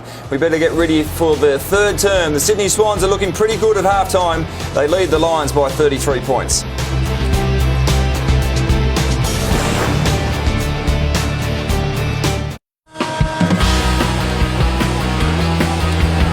Welcome back to the Gabba. Second half not too far away. Sydney Swans leading the Brisbane Lions by 33 points. Crowd looking on, hoping for a big second half from the home team. Let's have a review, Alistair, of what we talked about at the start of the night. The keys to the game. Firstly, Brisbane, you had a couple of keys. Yeah, I thought the key to the Brisbane Lions, if they're going to really challenge the Sydney Swans, was their key forwards. Not just about marking it and kicking goals, but really contesting. I think Daniel Merritt did it early, but they dropped away and didn't get a lot of support from Luke McGuire, so that's definitely a cross. The other one was the small forward goals. I think we've seen the small forwards get in there and impact the scoreboard. They're going to need some more support from the likes of Taylor and Aish and certainly Zorko, but that is a tick.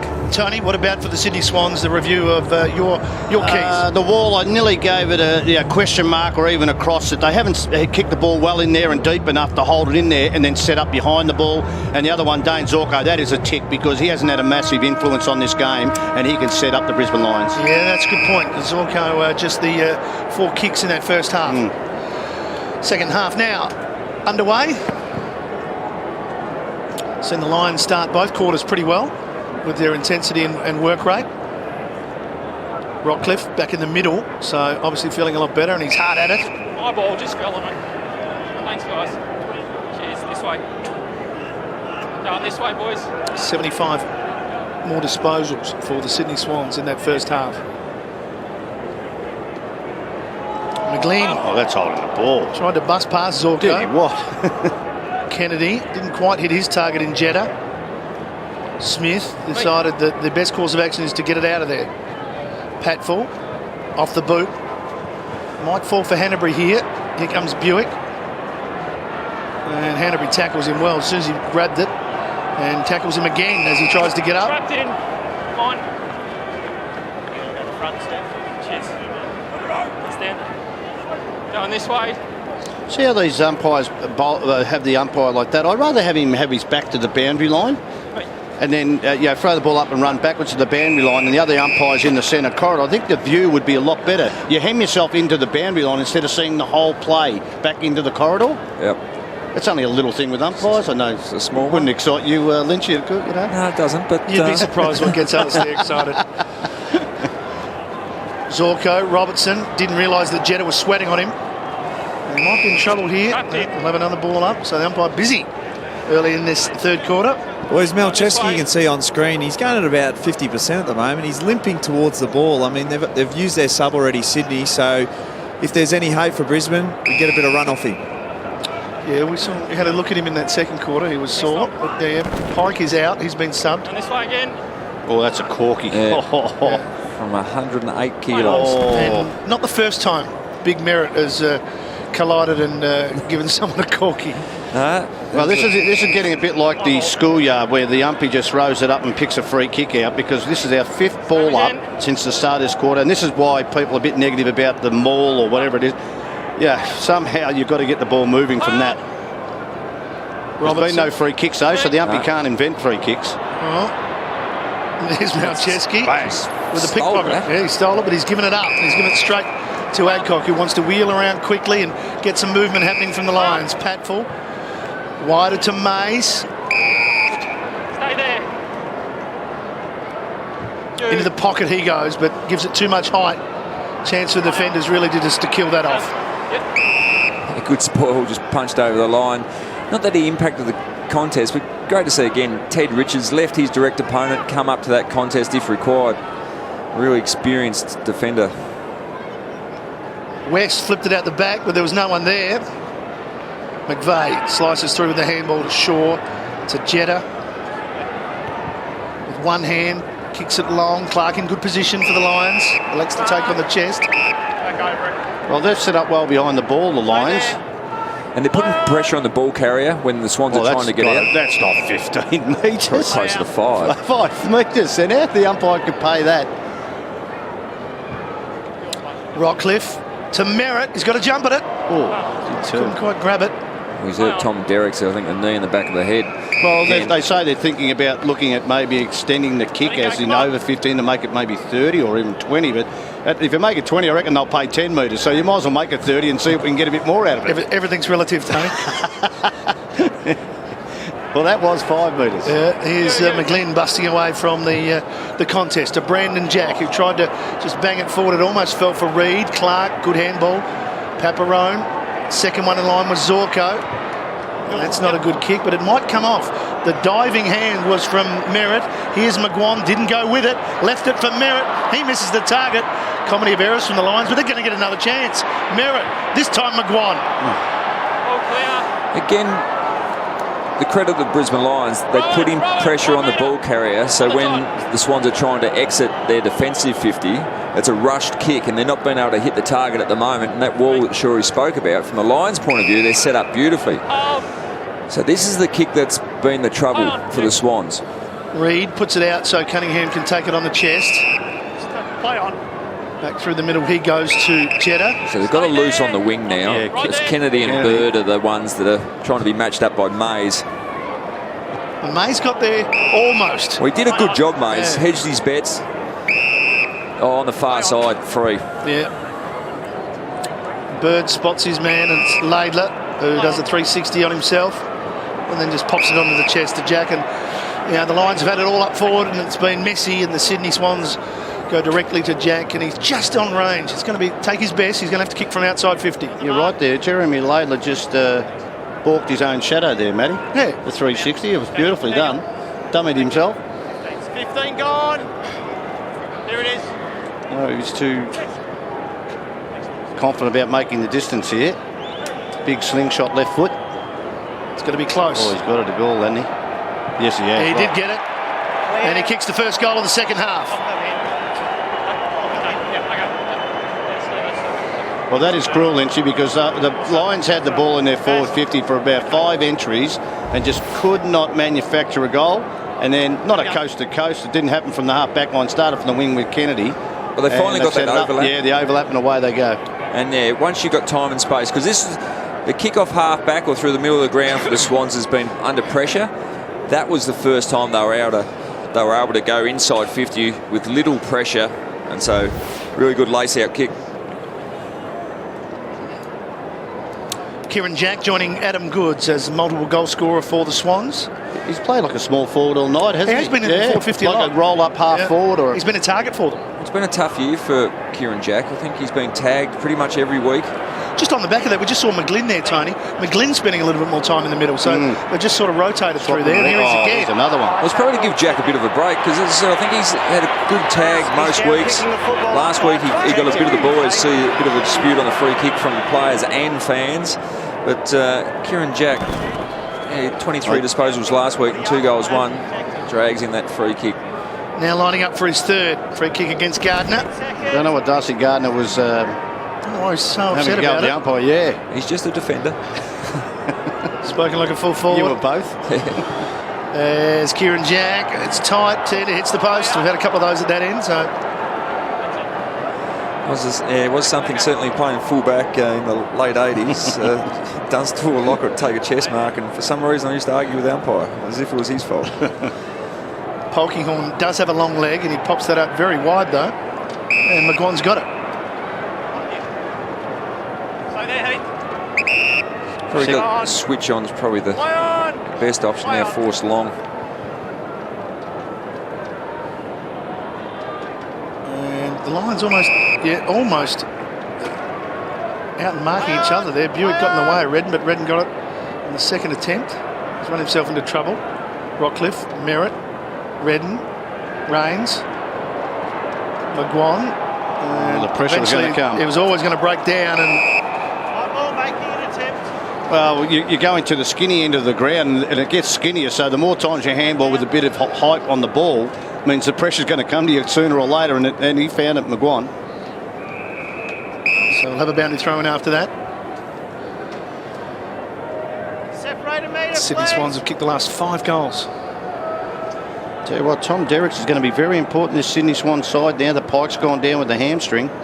He's going to have a pretty big month, you would think, for the Swans. He's very keen to get Tippett back in the side as well as that second ruck or supporting ruckman.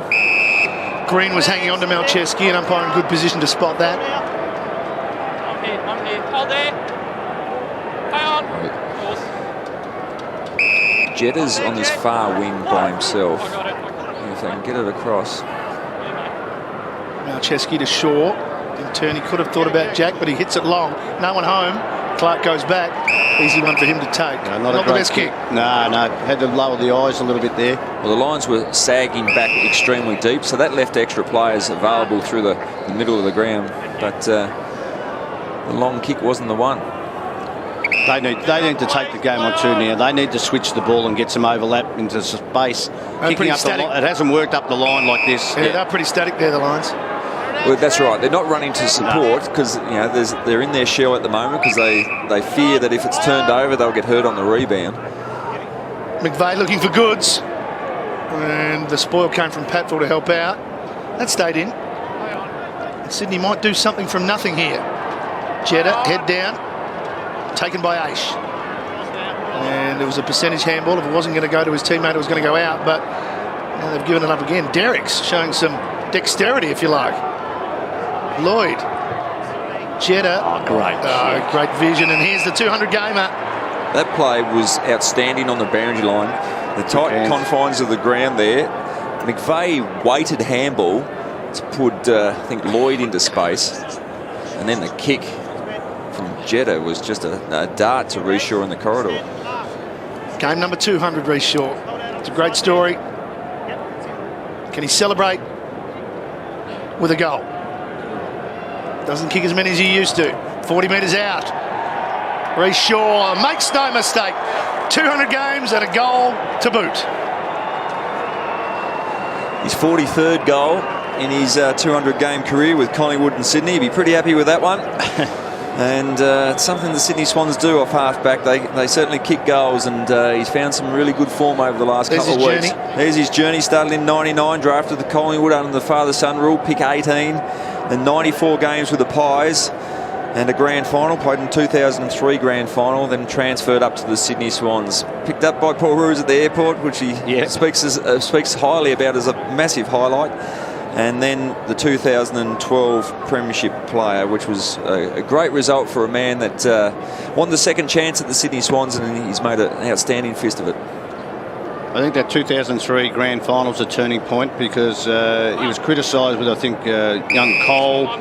And since then, I think that was the breakdown and nearly the whole thing of staying with Collingwood after that, even though it took a few more years to move on. And I think it was unfair at the time, and I'm being maybe a little bit biased here. I thought everybody had to cop because you got beaten. I think they got beaten by 60 points and you were part of it. Yeah, there was a couple of Collingwood players extremely harshly treated after that game, I thought. That might have been the end, but anyway, things work the other way. So they're going forward, Brisbane Lions. Well, the give might have been on if Leicester, or he would have been free if the give hit him, but Sydney have arrived in time to help out. Or Hanbury's missed his target though. Rockcliffe. Was that 15, Shuri? It wasn't 15, but anyway, they'll change it to 30. They'll make sure that isn't 15 at all. Just on Reece Shaw, only kicked 2 goals since 2012. Really? 11. Yep. I have to talk to him about that. Yeah. His father was a fantastic, and again, not showing, but his father was a fantastic goal kicker. Here's Paparone. It's been a long time between goals for the Lions. That holds its line. They get one finally after 1-6. Well, that came about from a Hanbury miss handball back into the corridor. If you're going to miss the handball and miss the target, You can see it here, it turns over. Well, you've got to do it outside the corridor, but yeah, he's trying to create play, and if that hits the target, they're probably 1, 2, 3 and away. Just goes over the top of McGlynn's head, and well done. Pat Brown, I like the way he goes about it. He's a bit like Carnesis has gone to Collingwood, who used to play in that sort of role. Works hard.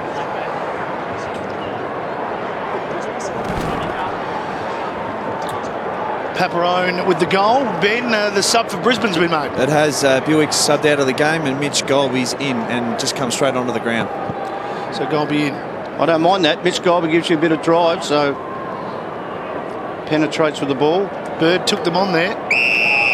And umpire saying, I'll ball it up once more. He's got Ben McGlynn, has Golby.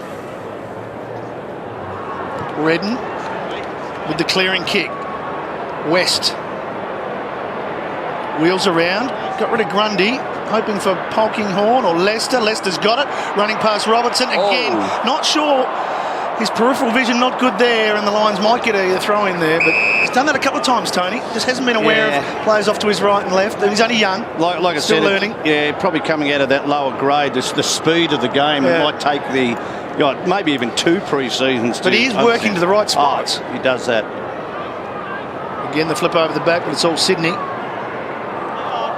Gee, someone had to be there for the Lions. You knew that was nearly a set play by the way the ruckmans had so much confidence. Done it twice now. Sydney, though, numbers back. Parker. The give off to McGlynn. That's a hospital ball from him. Green.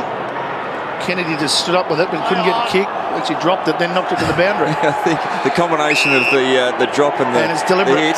So the second one was paid. I think the combination is fair enough. Geez, Orko didn't move far off the line there, did he? High ball. Going to be a tough one to mark. Shaw did well. Hanbury holds it up. He's gone. Oh no, got the hands. Too long. Very late whistle. Daniel Hanbury will appeal that. I'm not sure I was actually... Brad Green, Josh Green, I should say, in there. It's not where careful of doing that. Yeah, that's right. Here we go. Well, let's have a look. Goes round one. Oh. Ball. There's a bit of push and shove going on here afterwards. It's just quick. I think the point there with the issue was the whistle was pretty late after the handball was away. Yeah. He had it long enough, I would think. I agree. But you can see why Hanbury didn't feel too good about it, and Paparone's got 2 in a minute, and all of a sudden the Lions get it back to 33 points. Again, that's come from the defensive pressures, and here's the handball. So he's already done one 360. There's the prior right there. That's when he had that's gone. The second 360, so he's had prior opportunities well and truly gone. That's gone. See you later. You've had long enough, and we'll take that one off you. And Paparone's pretty happy. Back-to-back goals. And the Lions just give themselves a little bit of a sniff after conceding 6 goals in a row. Have kicked 2 in a row themselves. Paparone with 2 goals. Lions back to that 33-point margin after Sydney kicked the first 2 of the quarter. Just a little bit of momentum. West starting to jump up and down and get his hand on the ball first. Zorko's caught.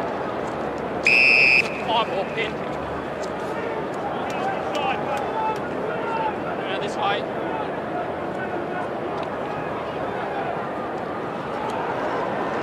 Zorko going through. Quick hands from Aish. Paparone again. And it wasn't pretty, but the Lions are going forward. They're going in the right direction. They've got to throw in. Next couple of minutes are important. You sneak a couple of goals coming into three-quarter time. You've had a win last week where your confidence is up a bit. You've worked your way now into a situation where you're deep in your forward line. West again, the winning knock. Jeddah evading well.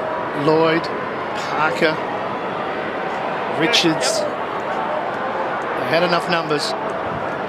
Great run. Rampy. That's a perfect kick. That's just still brilliant footy. Brilliant footy from the Swans. From the contest all the way to the forward pocket at the other end. And it's Lloyd who was involved early, hard running. And just a wave of Swans players coming through. Kieran Jack wants the ball back. That's it there, he's right on it. Lloyd saying, nah, I'll have a crack at this one. Very poised player. So Jake Lloyd hasn't kicked a goal in AFL football. That's why he wanted to have a shot, Tony. It's coming back. Got it working with some reverse swing. I don't think he flushed it off the boot. No. Plenty left to right. And all of a sudden, the Lions realising, hey, we haven't got anyone on the goal line. So rush behind. Yeah, he didn't get that. It's halfway up the shin. Yep. And he's been impressive. Yeah, he's been off the rookie list, wasn't he? Brought up from the rookie list and works hard. Well done by Reece Shaw. Malcheski, Goods, Cunningham. Malcheski went for the second effort. Big long kick to the goal square. And Patfull's a hard man to get past. Reid did well though. Jack wants another goal. Slips it over to McVeigh. They've still got a chance. Taken by Brandon Jack, and the smother forces it over. Well done by the Lions defence. Mays was the man with the smother. Yeah, good smother. Again, they're not giving up on the tackles. They're getting numbers to put pressure on the Swans ball carriers. West just down to the dangerous spot though, the knock. That's part of the game that really you don't talk about a lot, but a smother, the technique of how to smother, that was just nearly perfect, the way that he pushed his hands from the front of the player, knocked straight down to the ground. Hanbury. Somehow Cunningham got it to Kennedy, and somehow that's a goal from nothing. Kennedy's got two. Again, that forward 50 stoppages, big man, whether it's in congestion or under a long ball. And see this stoppage. He's been given a lot of space here. Robinson goes to him, then loses contact again. Robinson follows the ball. It looked like he was the closest one. Oh, boy. Just not sure about that handball, but it got there. I'm not sure about the kick, thinking he was going to go through either. I don't think he thought it was going to go through. Yeah, nice little handball, but that is a nice little goal. Around the back.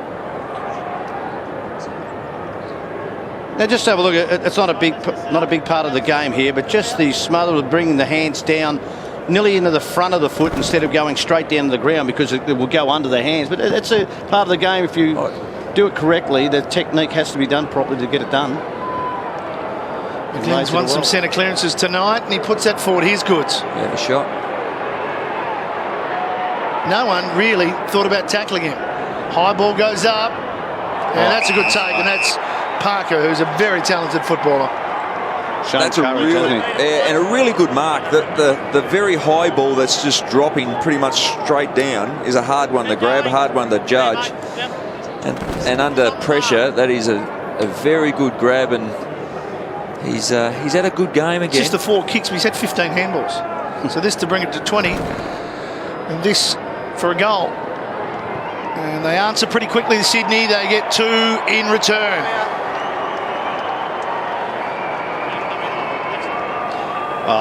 He showed early in the game about the courage that he's got to go with the flight of the ball, and they got this in the space.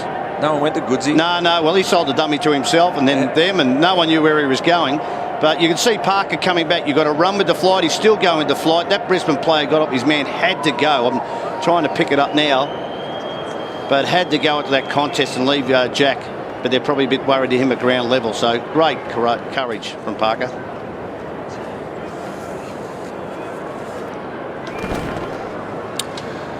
Two goals to Sydney, then 2 to Brisbane, then 2 more to Sydney, and Parker's had a good night. I reckon the coach was telling him that. I reckon the coach was just saying to him, well, son, you win respect by how you go about running and going back with the flight of the ball. Yeah, did it beautifully. Here they go again. McGlynn, another centre clearance for him. Goods made sure the umpire knew that he was being held. Yeah, it didn't need to convince the umpire too much. That was well and truly a holding free kick. It appeared at first look. Joel Patfull thinks he will re-examine on the scoreboard. But it won't change things, and they're just getting opened up. Another quick burst from the Sydney Swans, opening up the Brisbane Lions defence. Same time of the quarter, both quarters too. 4 centre clearances from McGlynn. The Lions have had 6 themselves. Goods for his 3rd. Likes it. As soon as he hit it, he turned around and was smiling. Another goal to Sydney. All of a sudden the margins, what's that now, 52? Yeah, it's starting to really blow out, and see the hold, and inside 50s, 42-28. One of the big stats that's popping up is marks inside 50. No, that was from a free kick, but it was 16-1 which reinforces the potency forward of the Sydney Swans and some of the ease that they've come out of the midfield with, to the Brisbane Lions' lack of key dangerous forwards, with Jonathan Brown being the late withdrawal today. Just eased himself back into senior AFL football quite nicely. Short stint last week, and he's just picked up from where he left off in the last quarter against Melbourne at the MCG. 9 kicks, 3 goals for Goods. West is doing very well on the ruck. He got that down to Rockcliffe, but that's a very strong mark from Grundy. He has done well, Trent West. I think last week was his best game for the club. Turnover maybe here, Alistair, although free kick. Advantage taken by the Swans. Yeah, he's looking more comfortable all the time, isn't he? Well, he is, and I think obviously he was brought up as a backup ruckman to Matthew Leuenberger, play some time forward to help Jonathan Brown out, but he's been thrust into the number 1 ruck spot with Leuenberger going down. Well, Golby just let Jack run at that. He just stood there and watched. Yeah, and he's thinking of himself as a small defender, and my man's not going to go. Well, he went. You can't spectate in those situations. Yeah. And then the switch from the Swans. Richards gets it from Shaw. The runner is Grundy. There's Lloyd. Good work from Lloyd. He ran from half-forward flank on the far side over to that spot. McVeigh found himself in the middle. His pace has slowed after that 14 disposals in the first term. This will be 26. Kicks it out to the run. That's too easy. That was simple. Well, they have the ball hang that long in the air. You have to make a contest, or someone's got to come back with the flight. It's happened the same time both quarters where they've been outrun. It may be just the young legs aren't coping with the workload, and they're a pretty experienced side, the Sydney Swans. Playing all over them now. They're just doing what they like. This is just tempo footy, isn't it? Just control. Yeah, control. Just dropping off their direct opponents again a bit too much, the Lions. Bit of height on the kick. It's almost a mark by Bird. It's almost as if the Lions players have just given up on the mark and they're just waiting for it to hit the deck to do this. Yeah, they're out. Not yet. Sure. Well, the ricochet ball. It's all falling for Sydney here. Brandon Jack over the top. It ends up with Malcheski caught on his wrong side. The handball came from Parker. It should be through for a behind. I reckon he's had 3 kicks on that right foot his whole career, Nick Malcheski. When the left's so good, you don't want to go onto that right. Golby ran himself into a bit of trouble. Rockcliffe back to Golby. Good pressure from McGlynn. Just inside the line was Nick Robertson. This is where they just haven't been able to switch across half-back and been forced to this long kick, where Swans' defence has just been able to spoil or mark on each occasion. So just again, an inexperienced, slightly undermanned Brisbane Lions forced to that kick to the strength of the Swans. I reckon they're just lacking confidence in their ability to hit targets. Even if it's in the corridor, a 20-metre or whatever it is to get over the distance that you're allowed, they haven't even looked in the corridor very often. And that's just a side who's lacking confidence about worrying about the rebound and the repercussions of making a mistake. Yeah, certainly. When we have a look at the Brisbane Lions key outs, just to have a look at who they are missing. And it's obviously Leuenberger, Rich, young Clay Beams is a big out. Stake hasn't played much football in the last couple of years, really. McGrath and obviously Piers Hanley came back in last week, but quickly out of the side. So there's some real talent there, and this list at the moment just can't afford to have talent like that on the sidelines. In trouble getting it out at the moment, Brisbane. They're just trying something here by hand.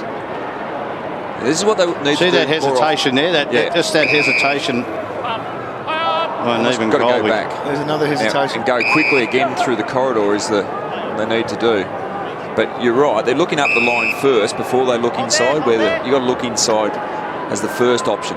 There's the corridor now. Just there's one right there, right in front of him, and you can see the player just coming out of the square. Taylor wasn't used. Well, in the end, you stop running to those spots because you're not being used. And now he'll get it because he's run out of the corridor out wide, but that's where it's easy to defend. There's a free kick to Polkinghorne. So maybe they've got just over a minute to get one late. back on Taylor, that's encouraging the work rate. Here's a free kick. Just a little clip from Malcheski, turnover from the Lions here, and the Swans are away. They are. Polkinghorn's kick was turned over. Lloyd trying to draw the man. Kennedy involved. Back it goes. Oh, he steps everybody. Made it look easy. Here's Cunningham. I'll take your pick. They're toying with them. In fact, the Jacks, there was a couple of Jacks there and they messed it up. He's got the free kick. They've got the free kick. Actually, they didn't deserve the free kick. Nah. They butchered that one. They had numbers everywhere. They're thinking, who wants to kick this goal? Yeah. Brandon might get a little clip from Kieran. Just get out of me road. Have a look at Kieran. He's going, what are you doing, son? Well, he's trying to work his way back into the side and stay in there, so I'll be doing it off the older brother too. He's kicked 1 goal so far this year. 8 in his short career of 11 games. Started as the sub, pushes it left, but it's correct. A goal to Jack. Yeah, they just had there was a plethora of players forward to the ball there, and they just had plenty of options. And good to see Brandon Jack in the side and getting in amongst the disposals and see the free kick here. He needed it, otherwise, Cook might have been coming from the bigger brother, but he's proven that he is a goal kicker because he uses his pace. He's got some real elite speed. There's some things about I like. Not as aggressive as his brother, but only young. 10-goal margin now for the Swans. 6 goals to 2 quarter. We're inside the last 15 seconds. Very small forward line of the Sydney Swans. Their biggest player would be at 6 foot in the old language. They might get one more here. They'll need a mark. They have to be quick. Not yet. So the Swans have dominated on the scoreboard in that third quarter, and we saw what we saw in the first 2. The Lions come out early, have some intensity, get some contest happening, but then the Swans take over because they're big and strong and they're fast through the midfield. 3-quarter time at the Gabba. Sydney in control, leading by 59 over the Lions.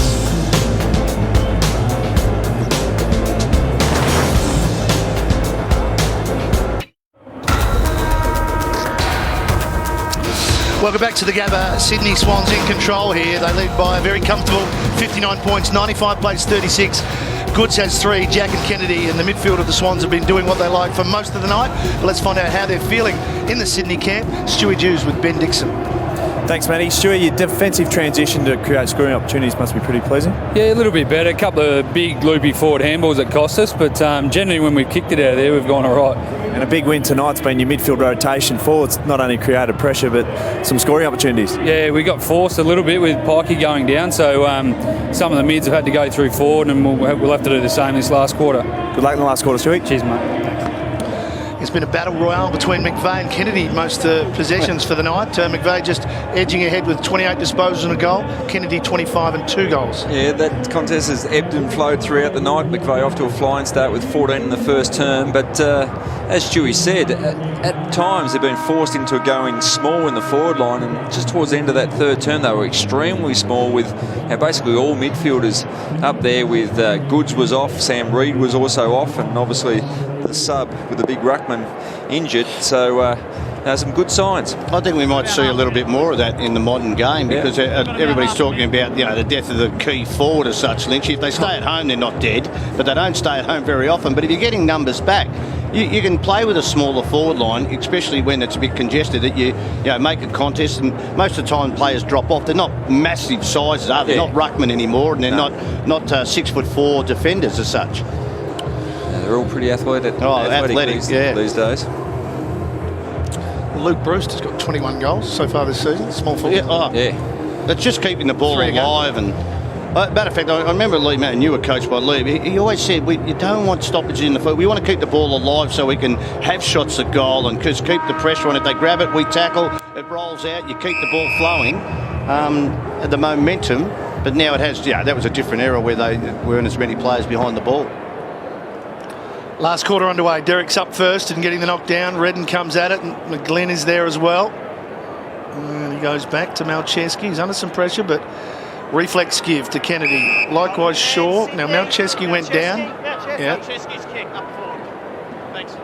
Went down after he gave it. McGuinn's gone forward.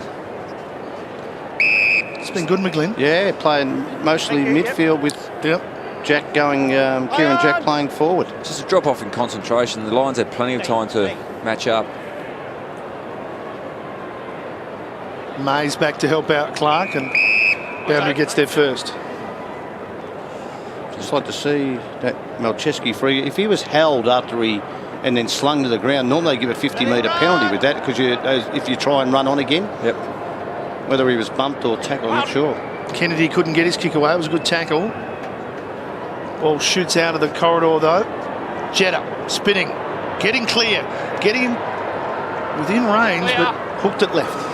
With a lot of players around, he actually found an incredible amount of space there. Just as you said, pulled it. Here's the. Well, there's Malcheski. Now, if he's taken to the ground with that, and I thought that might have been a 50-metre penalty. That you're not allowed to do that after they get rid of the ball. Golby gets it from Mays. Rockcliffe's under the pump, but he managed to find Gardner. He gives it back to Rockcliffe. There's not a lot of room to work here, but Gardner actually paddled it down nicely. Advantage taken. Rockcliffe, Polkinghorne can go over the top, and he does. Green will take it and go. Loves to run. Had a really good first half, a quiet third quarter. Gets to 50, hooks the kick. Probably, in the end, he should have kicked it. He should have kicked it. I think that was his only intention. He had a couple of players in the corridor that just had a little chat to him afterwards. But his intention here, after a nice bit of play, was to have a ping. Swans trying to get it out of their defensive 50. Not as easy as they'd like in that situation. But Kennedy shares with Goods. Now Smith, floating ball. Numbers went out for Sydney. Goods again. Tumbles it forward. Jack, Goods, still going. A good chase and tackle. Well, Adcock looked up for West and he wasn't there. West had taken off. And now Sydney should make them pay. Malcheski, measured pass is a good one. And taking the mark in the forward 50 is Parker once again. Have a look at the handballs, 161 to 108. The cleanness of Sydney Swans around the contest to go 1, 2, 3 and get a player on the outside. It's been totally different than the Brisbane Lions, who have struggled and not creative enough from the contest with their hands. Well, Green missed at one end, and it's fairly quickly down the other for Parker for his second. 40 metres out. Makes no mistake. The opening goal of the final quarter to Parker and the Swans. Just another one of these players adding real quality to the midfield rotations. Parker goes through there, and Bird, and obviously we've spoken. McGuinn's not in that first rotation, but he's sort of been a support player, but outstanding tonight. Well, good there's that mistake from Adcock, isn't it? Yeah, tackling pressure. McGuinn was there, Jetta was there, and then here the quick hands, as you spoke about, Shorey. Just 1, 2 out in space. Great weighted kick from Malcheski to chip it out in front of Parker.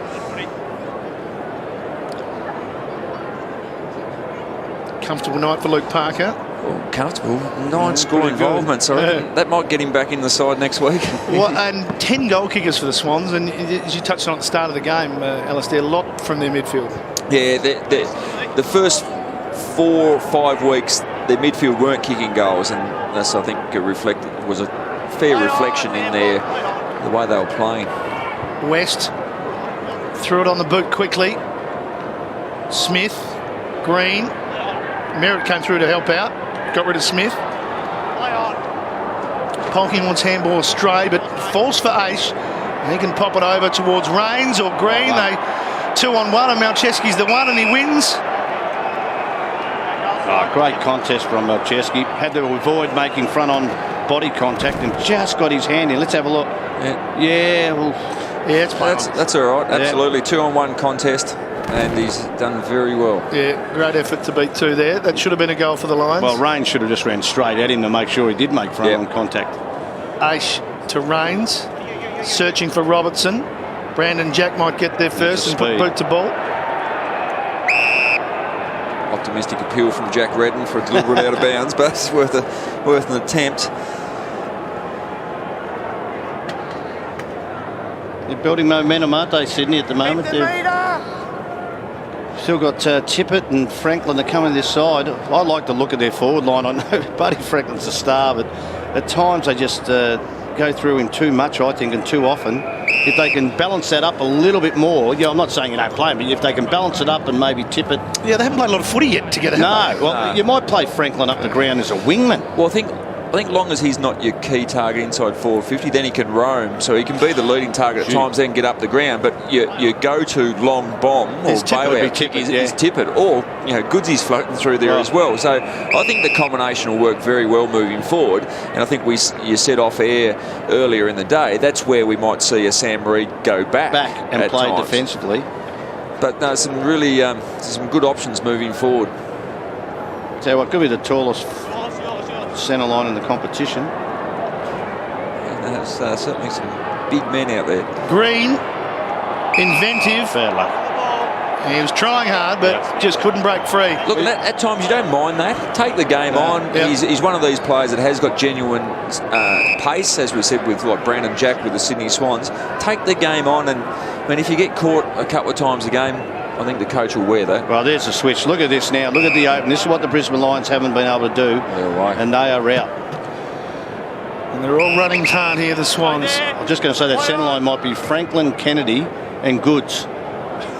That's quite scary. That is scary, isn't it? Well, that's not a good kick from your nephew, Tony. No, he stubbed it. It's a 9-iron. He stubbed that one. But they've just got numbers here, Sydney. Just the work rate was far superior. And Hanbury, who's made a couple of errors tonight, but he's going to have a chance to kick his first goal of the evening. All night, Reece has been Tony's nephew, but just then he was Ray's son. Flick. Gee, I tell you what, I felt for Joel Patfull all night. He's been just late on the contest because the ball's come that clean from the midfield that no full back of any hill could have stopped. Even Stephen Silvani couldn't have stopped that. You in your heyday, Lynchy, couldn't have stopped it. Here's Hanbury from the 50, right on it. Plants the foot, sends it long, sends it across the face.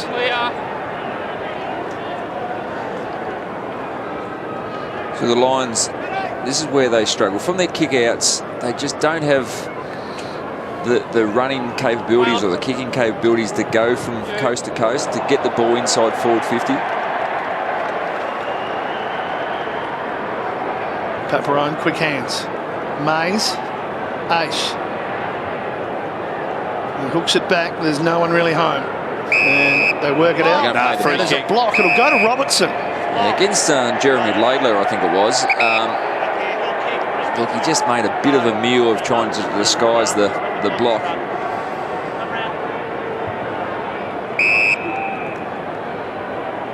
Another reason, Lynchy, they break down from the defensive kicking is just watching them then. They didn't work hard enough for obviously a lucky free kick, but their midfielders just don't work on the diagonal hard enough to create a bit of space. Yeah, spot on. I think that supports what Shorey was saying. They're not taking the game on enough, so you stop running. Took it on a bit here. Paparone to Rains, but his kick is wide. Not a good kick from Rains. I think the great sides, they run hard, but they also run unselfish. They'll run to make space where it's not like Dicko was saying. You don't get used first time, where you get to another area where your man has to go with you, but then you make the space for the player behind the play, your teammate, to go into. And I don't think Brisbane Lions do that at all well.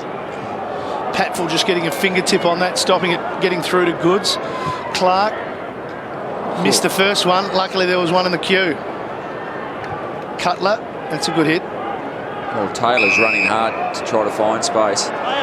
Rains, not sure. He didn't get used in the end. He goes deeper to Leicester and stood his ground. So in the end, it paid off, but it was a good run from Taylor. This kick up high, though. It's 1-on-1, or now the Sydney Swans arrive. It's 1-on-3.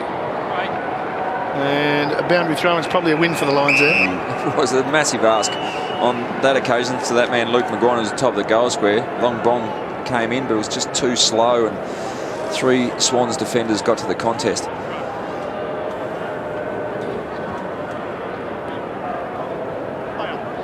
Hanbury in close, and then kicking away towards Reid. Taken by Brandon Jack. Hanbury following up. Just got his kick away. McVeigh, Golby collides with him and wins it back for Brisbane. Little kick back to Patfull. No one really to kick. He's going to run into trouble here. It's got to be spot on. Big spoil. There's a good one from Rampy. Laidler. Lloyd back to Rampy. Looked up. And risky kick.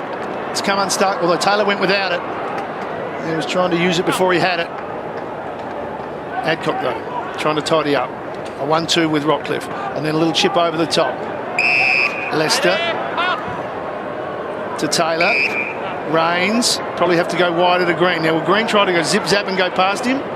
Not yet. He wants to. He's got no one to kick. Look at this. He backpedaled. Well, it looks like Grundy's right on top of the goal square for Brisbane Lions, so they've got a loose man back. And now they've just swapped over now. It's Hanbury's loose. Yeah. Well, they got a couple out the other side, and then Patfull spotted that, so they can start going in the right direction here. Gardner. Cutler within range.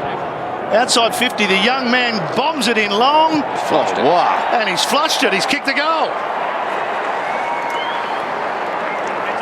Well, that was good. Where they've blazed away when the ball was in the hands of Josh Green down close to us here. They went backwards. They chipped it around the arc across the centre of the ground. And then just when that opportunity opened up to get past Reshaw on that occasion, Cutler's attacked that 50-metre arc, and he's really hit that one well. It's floated left, then floated back right, and it's ended up going through. So really nice goal. Just showed a little bit of patience when that was needed to find some space.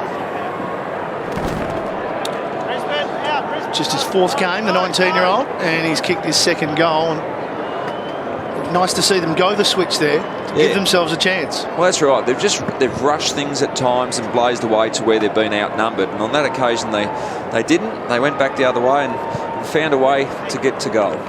You're 47 short on the crowd estimation, mate. You said 18,000. It's 17,953. Wasn't bad. Not bad. Here's a goal from Sydney, though. Beautiful kick. Very quick answering kick. It's Brandon Jack again. You just see a little bit of this man's ability, and it's pretty hard when you're followed into your brother's shadow in a way in his career. We know he's been a star,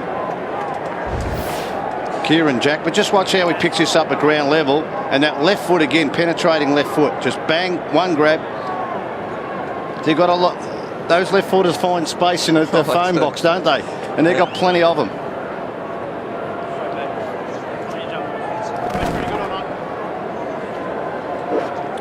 Another talented 19-year-old. He's got 2 goals tonight since coming on as a sub. Showed some good signs last year in his debut season. I think kicked 4 at the MCG one particular time.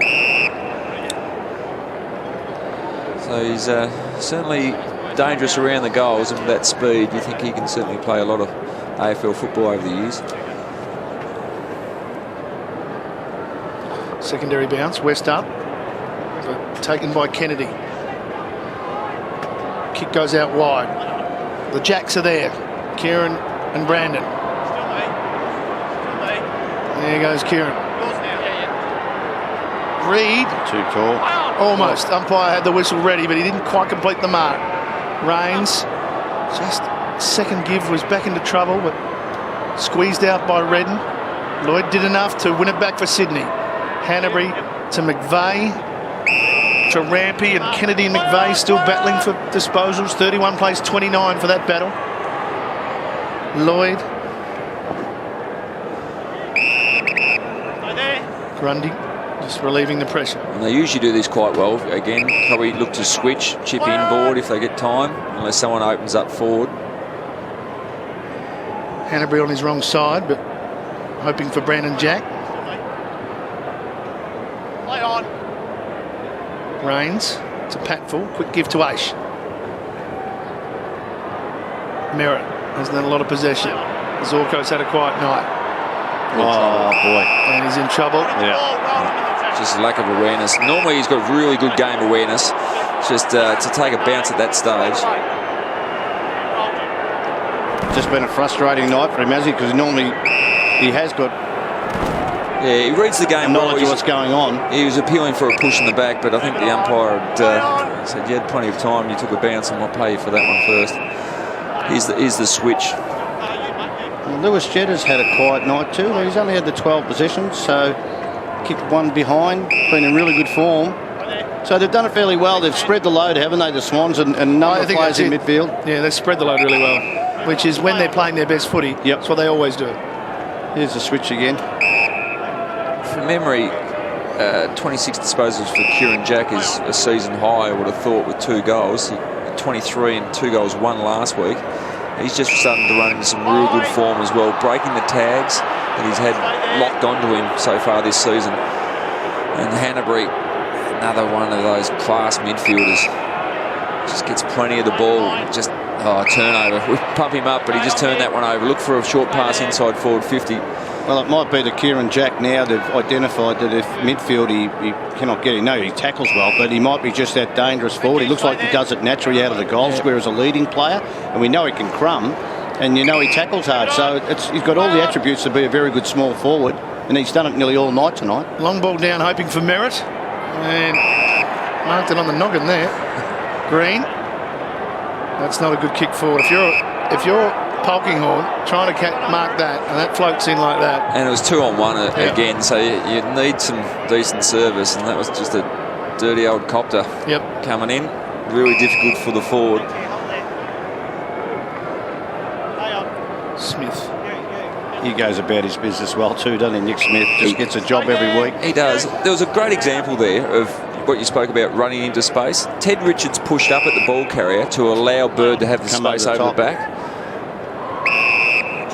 Chop of the arms. Jetta will take the free kick, and he won't hang around. 50, that's 50. That's 50 every day of the week. Just ran straight into the protected area. He was just going to predict that Jetta was going to play on. He thought he's a big chance for a tackle, and the whistle didn't go, and he was standing next to the opponent, and Jetta's got a 50-metre penalty.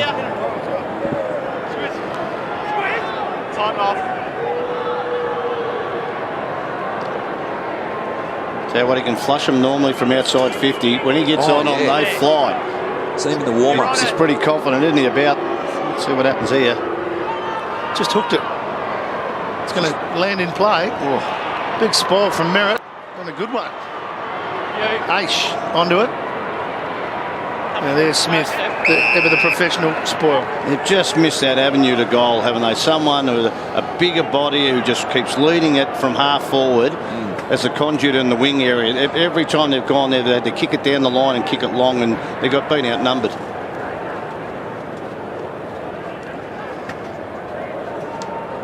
Parker won it to Lloyd. McVeigh shoots it back. Malcheski facing goal. Clark got a hand on it. Mays.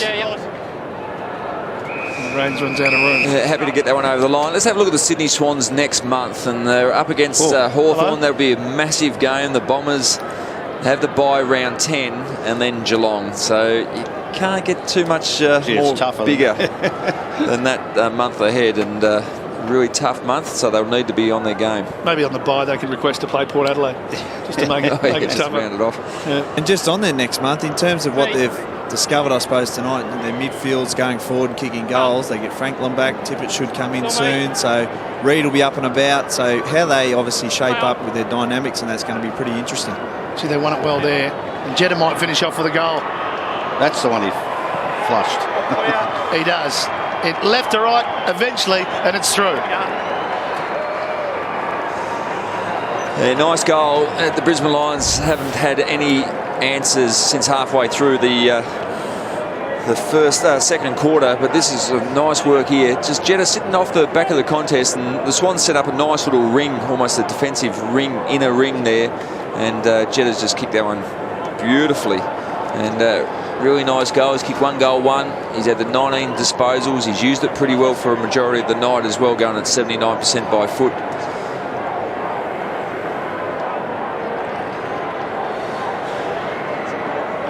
There's his first goal for the night. Tony talked about him not too long ago as the Sydney Swans get their lead back to 72 points, 12 goals. Kennedy winning that. Oh, smart play. Yep. Still going here. Cunningham. Kennedy, second effort, missed his target. 11th goal kicker too, so when we talk about spreading the load as numbers of possessions, that's a really good sign. Again, I say with the buddy factor is that sometimes I don't know whether the load is spread enough there. Yeah. So they'll work that out. Look, the first month, you've got to remember, he's probably played in the wet 3 times, buddy, and everybody's saying, he's not having an impact and they're not playing good footy. But they played in wet conditions for 3 weeks in a row. It's pretty hard for a key forward to have a massive impact in those types of conditions. Sydney win it out here again and look to switch. Rampy, dangerous kick, but Golby had his back turned to that one. Lloyd looks out of confidence, doesn't he, Mitch Golby? Here they go again. There we go, just over the back. There's a wave of players running through. And he wants goods and didn't find him. Wasn't a great kick. It was a bit of a lazy kick from Jeddah. Just had to lower the ball, kick a little dart into the superstar forward. Rockcliffe finding McGuan on the wing. And some running here. Chance for Mays. He's a goal kicker earlier in the year. He kept it low. Over the back, it's rushed through from Smith, or he almost got a free kick. It was a tied kick, wasn't it?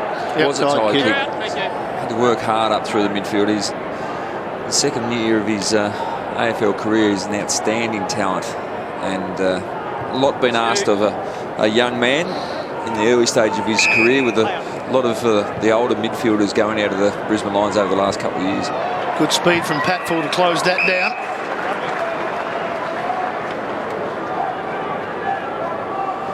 Good closing speed. Back to real form last week up against Nick Riewoldt in Wellington. 1-2 best and fairest now at the club.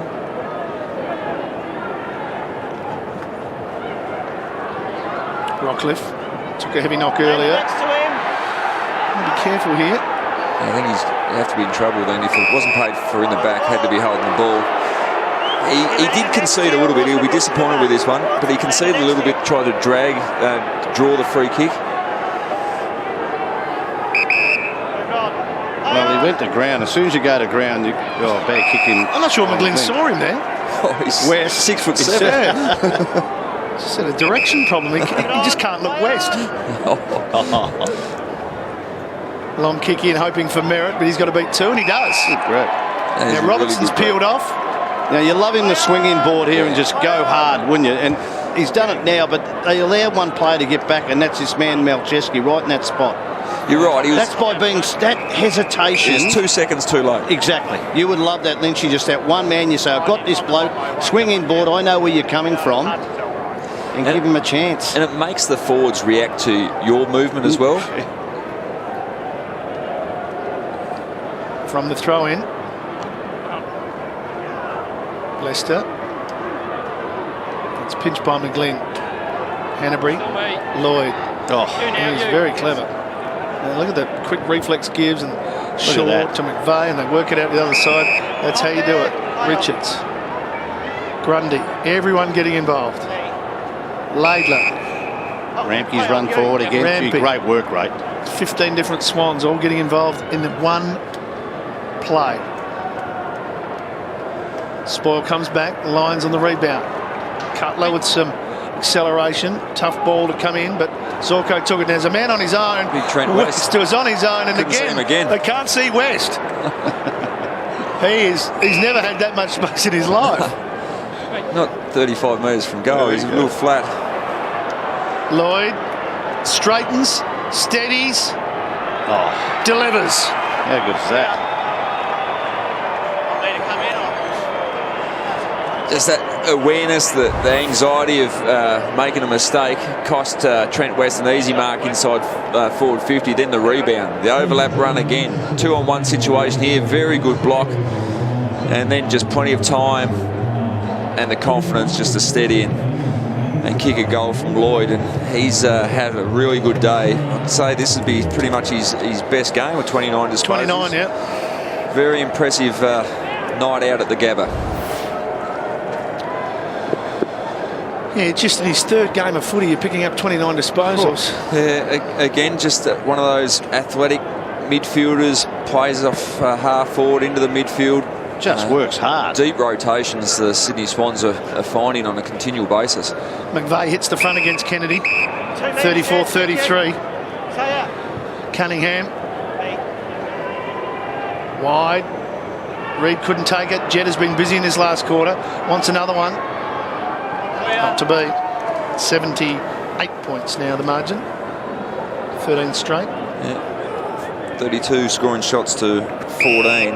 Just outclassed and for a majority of the night outworked. There was certainly stages in the first quarter and a half where the Lions worked very hard defensively and put a bit of pressure on the Swans, but as we predicted, just a 10-minute burst here and there, they just piled on the goals.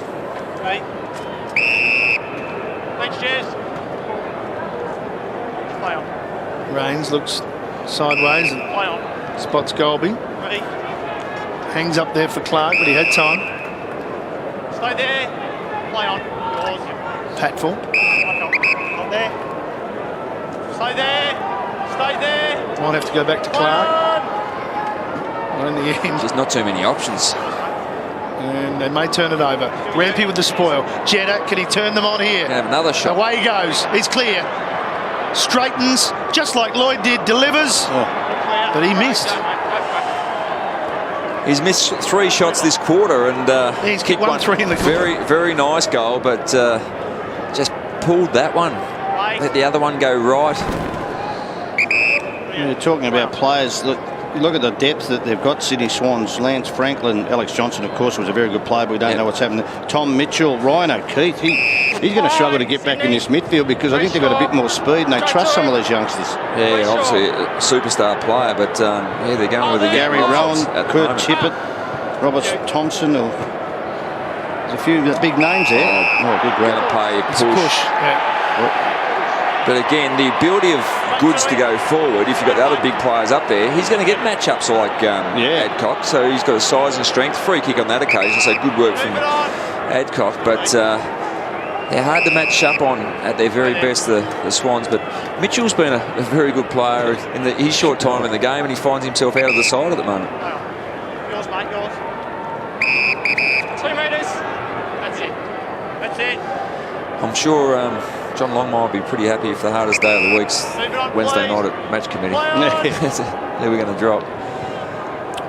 Inside the last few seconds now, it's been a polished performance by the Sydney Swans. They've dropped their first couple of games, but now they'll have 4 wins and 3 losses from their first 7, and they'll be edging back towards the top teams.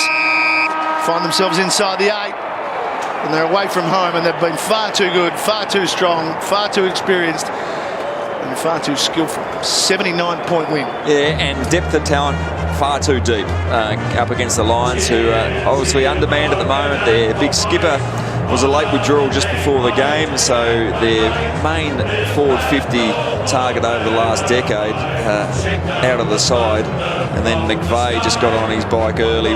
35 disposals after 14 the first term. Kennedy had a big second term. He's ended up with 34. Hanbury 31. All their midfielders have run into some great touch. Young Lloyd is at his best game in AFL football with 1 goal and 29 disposals, and the list goes on. For the Brisbane Lions, there's a number of players that worked very hard.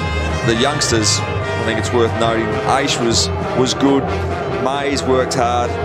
And Green showed a little bit of life, but had the 16 disposals. But again, the comparison between the midfields is the major difference. And obviously, when you can rest players like Adam Goods in the forward 50, you're going pretty well. Big night for Reece Shaw, 200 games, kicked the goal as well. Here he is with Ben. Thanks, Matty. Shuri, now 200 games, it's obviously great to finish on a note like tonight. Yeah, look, we haven't had a lot of luck with milestone games, but tonight it was good to see the boys really run hard and got the 4 points, which is the main thing, and just rode with their effort tonight. You had a spring in your step tonight, 27, and got forward and kicked the goal? Yeah, it's unlike me getting forward, but look, it was just good to get the win, and I'm wrapped to play 200 games. It means a lot to me now. It didn't mean a lot earlier tonight, but right now it feels really good. So it was a hard start to the season. Pretty heavily criticised the team, but I mean, your last month's been pretty special. Yeah, look, we started really slow. It was really disappointing, but we've come out last 3 games and really shown what we're all about, and it's really about continuing the way we play, and hopefully next week against the Hawks is a massive game. We can get up for that one. Yeah, Tony was up in the commentary box. A bit flat. You didn't want to take him through the banner. explain that one? Mate, he could go straight under it, that bloke. Well done, mate. Go and enjoy it. Thanks to go. Cheers, mate. Well done to Reece Shaw and Sydney, their biggest win against the Brisbane Lions since 2005 when they won by 84 points up in Sydney. So this is a terrific win in Brisbane, and they continue. They've had a good record against the Lions for quite a while now. Well, I think their last 5, they've won by an average of 65 points, and they've lost 2 since 2004. So very impressive at this stage, but they've got an enormous amount of talent, that's for sure. A lot of good players, as you mentioned, through the midfield. Kieran Jack was one of them. Picked up 27 disposals. Always looked dangerous up forward as well. Here he is with Ben. Thanks, Matty. Now, Kieran, there's a bit of a dilemma in the coach's box. Stewie Dew doesn't know whether to just drag you out of the midfield and just leave you forward the whole time after a night like tonight. Oh, look, I mean, I thought our midfield group, I wasn't in there much tonight, but I thought, led by Josh Kennedy and Benny McGlynn, who's probably really stepped up this year. They don't probably need me in there anymore, mate. I'm happy to play as a small forward. It's good, though, because you lose Franklin, you gain Reid, but the small forward line you produced tonight locked the ball in and just obviously rained a few goals. Yeah, it was a different dynamic tonight. I thought we were able to mix it up a bit at times. Goodsy and myself deeper in the square. We've got some speed down there. We've got Harry Cunningham, my brother, and Jakey Lloyd. A bit of youth, so it's always exciting, mate. We can change it up, and I thought the old fella did well on one leg tonight. He did really well. Yeah, it's a big win for the Swans. Go and enjoy it, Kieran. Thanks, mate. Made a good point. 12 goal kickers with no Tippett and no Franklin, and Reid only getting 1. So they've got options. They've got flexibility, which what good teams need to have as they push on. Yeah, really good goal kicking spread, and certainly that can change the look of the forward line once those key players come back in. But obviously, Reece Shaw very happy with the fans there. Yeah, look, he's plenty of family up, Shorey. Pretty happy. Yeah, no, his mother and father are up, and his wife Leah. So they'd be rapt to at least get the win, and that's what you want in milestone games. It doesn't mean a lot until you finish it, does it? But he said, now I can have a think about it. But look, he like I said, he's had a hard road. He had the knee reconstruction only 18 months ago, so he's done pretty well at his age to get back. I don't know how long he'll play, but he looks like he's still covering the ground pretty well. And with the rotations, it means that you can get a player like him. He'd be a fairly good sub, I think, later in his career if he had 1 or 2 left in him. But I like the youngsters. Lloyd looks like he's poised. Parker, we know, is improved. McGlynn, he was mentioned there. Kieran Jack, that he went in the midfield. He looks like he does that naturally. He might just need a release from being a small forward, because it's so hard for so long in your career, isn't it, Lynchy, to be that type of player and have an impact week in, week out? Because week in, week out, you're marked by often by goals and points. And they don't kick to you very often. No, absolutely. It's a very difficult position. So it was good to see Kieran Jack go forward. As we touched on in the broadcast, he's been sat on. He's been the player they've tagged most weeks. So I think John Longmire's given him a bit of a release and said, go forward. We'll get the tag off you for this week, and we'll see how you go over the next few weeks. But a really big day for Reece Shaw and the Sydney Swans, and certainly at the moment they push up into the top 8, and they'd be pretty happy with that after a dispounting first month. Big game next week, big game against the Hawks. Both sides coming off massive wins against inferior opposition, you would think. So how they relate to the pressure straight in that start of that game next week is massive at ANZ Stadium. Reece Shaw's defensive buddies Malcheski and Grundy cheering him off the ground. Yeah, they're pretty close, that lot. No, as you'd expect. Especially Nick Malcheski. Reece got married last year, and there was about, I think, 20 or so Sydney Swans players went to it, and they had a good night. Off season, of course. Of course. They're really polished. No, they're a good.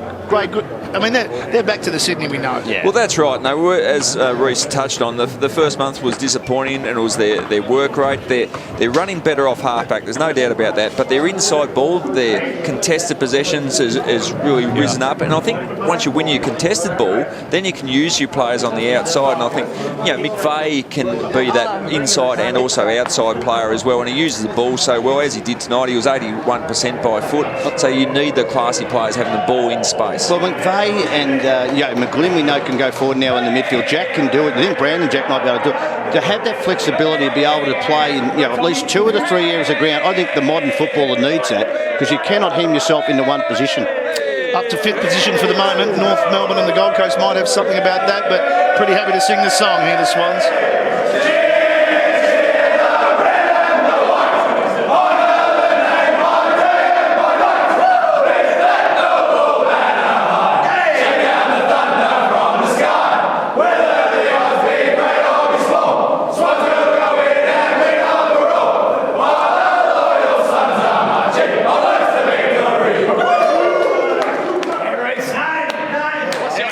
Big night for Sydney.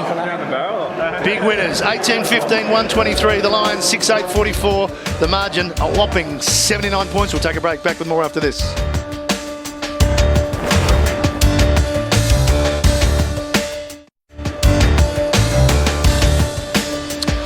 Plenty of highlights for the Sydney Swans tonight here at the Gabba. Their midfield was doing everything right, including kicking plenty of goals, and that midfield is expanding to include players like Parker.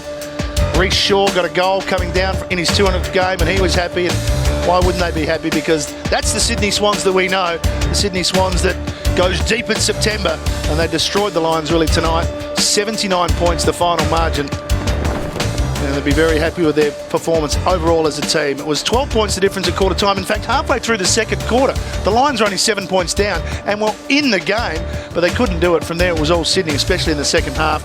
Goods got 3, plenty of players kicking 2 for Sydney. Paparone got a couple in 2 minutes for the Lions, but goals were hard to come by.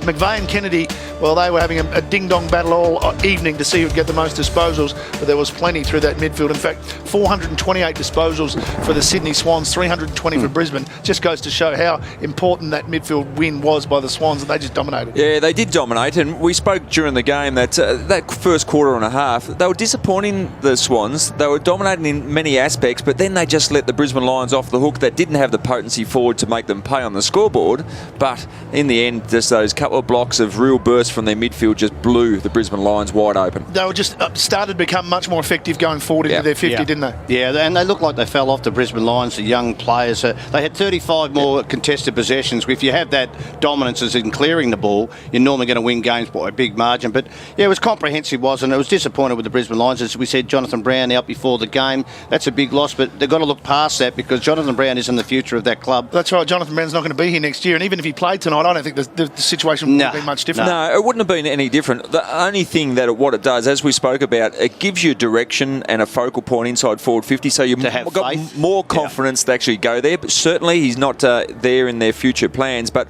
I think when you have a lot of young players in the team at once, that's where I do think, like Rains came in last week, I think he's a valuable player to come in with a combination of all the youngsters to help them develop. So maybe moving forward, Rains is not the answer, but I think in a developmental stage, Rains and Brown are obviously very important going forward, so they get developed the right way.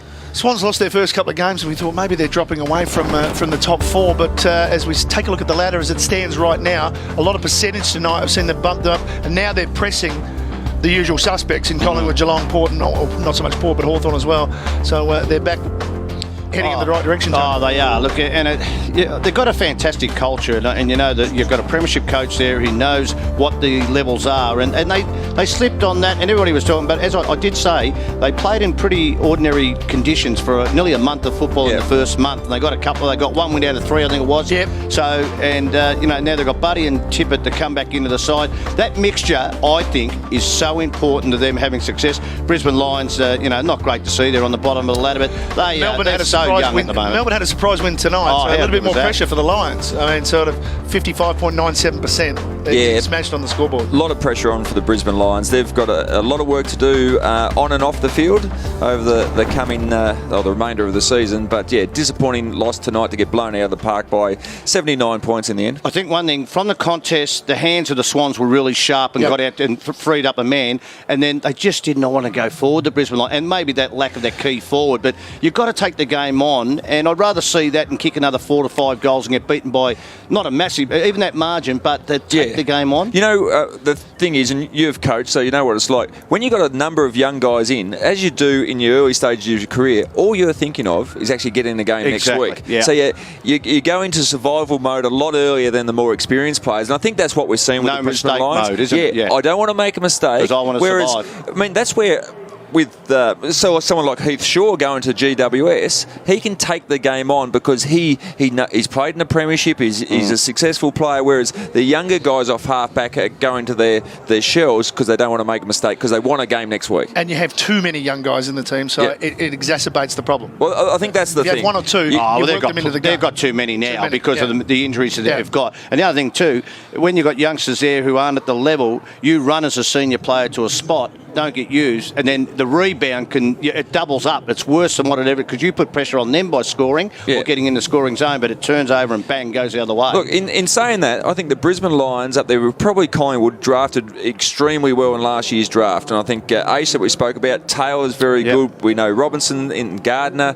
Those players are going to develop. We know Mays from last year. So there's a number of really good players there, but if you lose that core of 3 and 4 year players that they lost last year, that's when you've gone back 2 years. So those guys are getting exposed far too early. Let's take a look at some of the Sydney Swans players in particular who were great tonight. We saw McVeigh in that first quarter. He just turned up and had no one on him.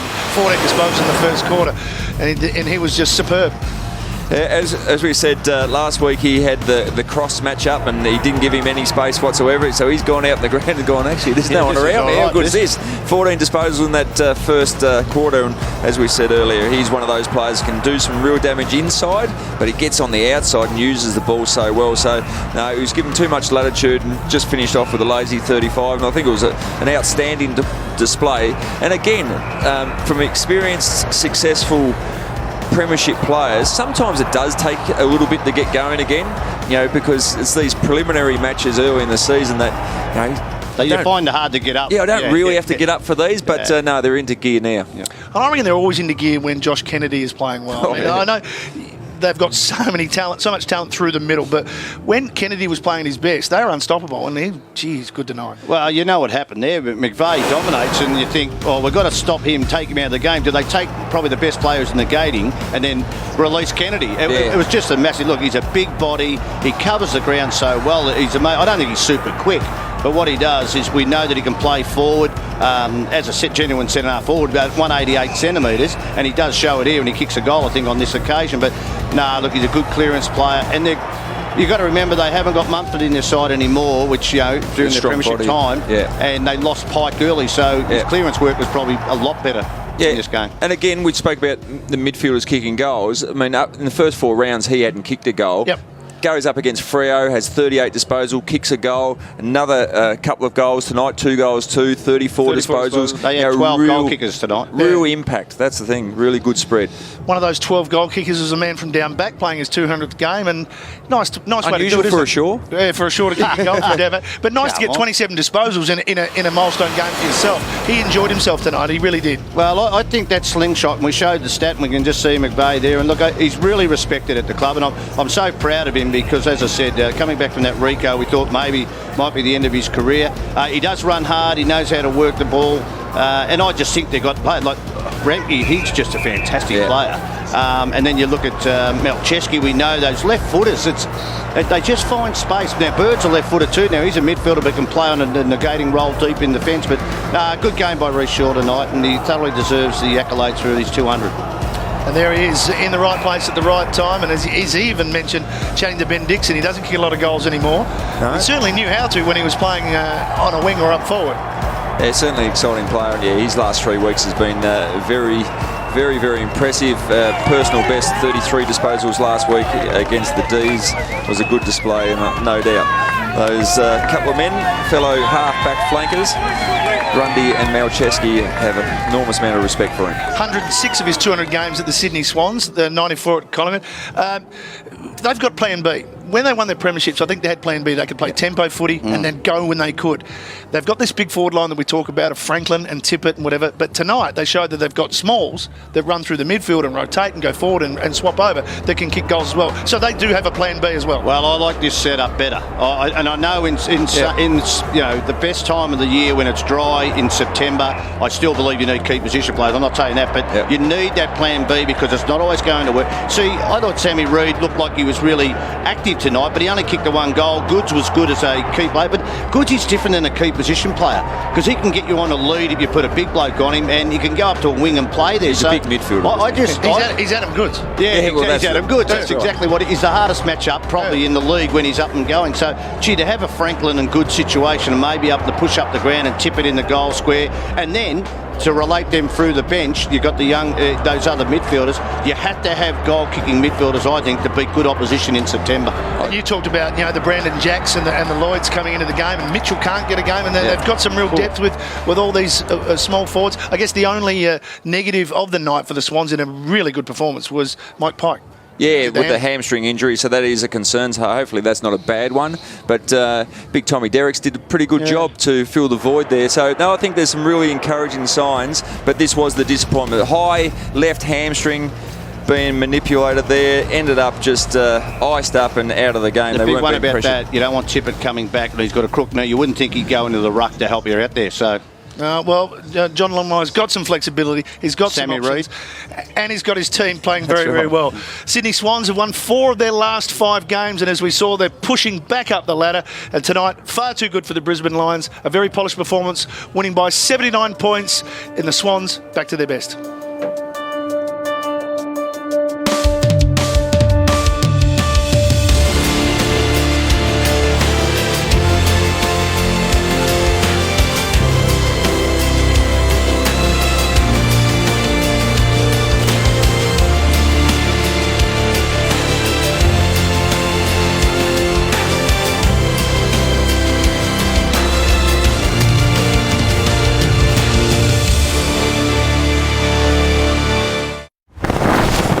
This has been a Fox Footy production.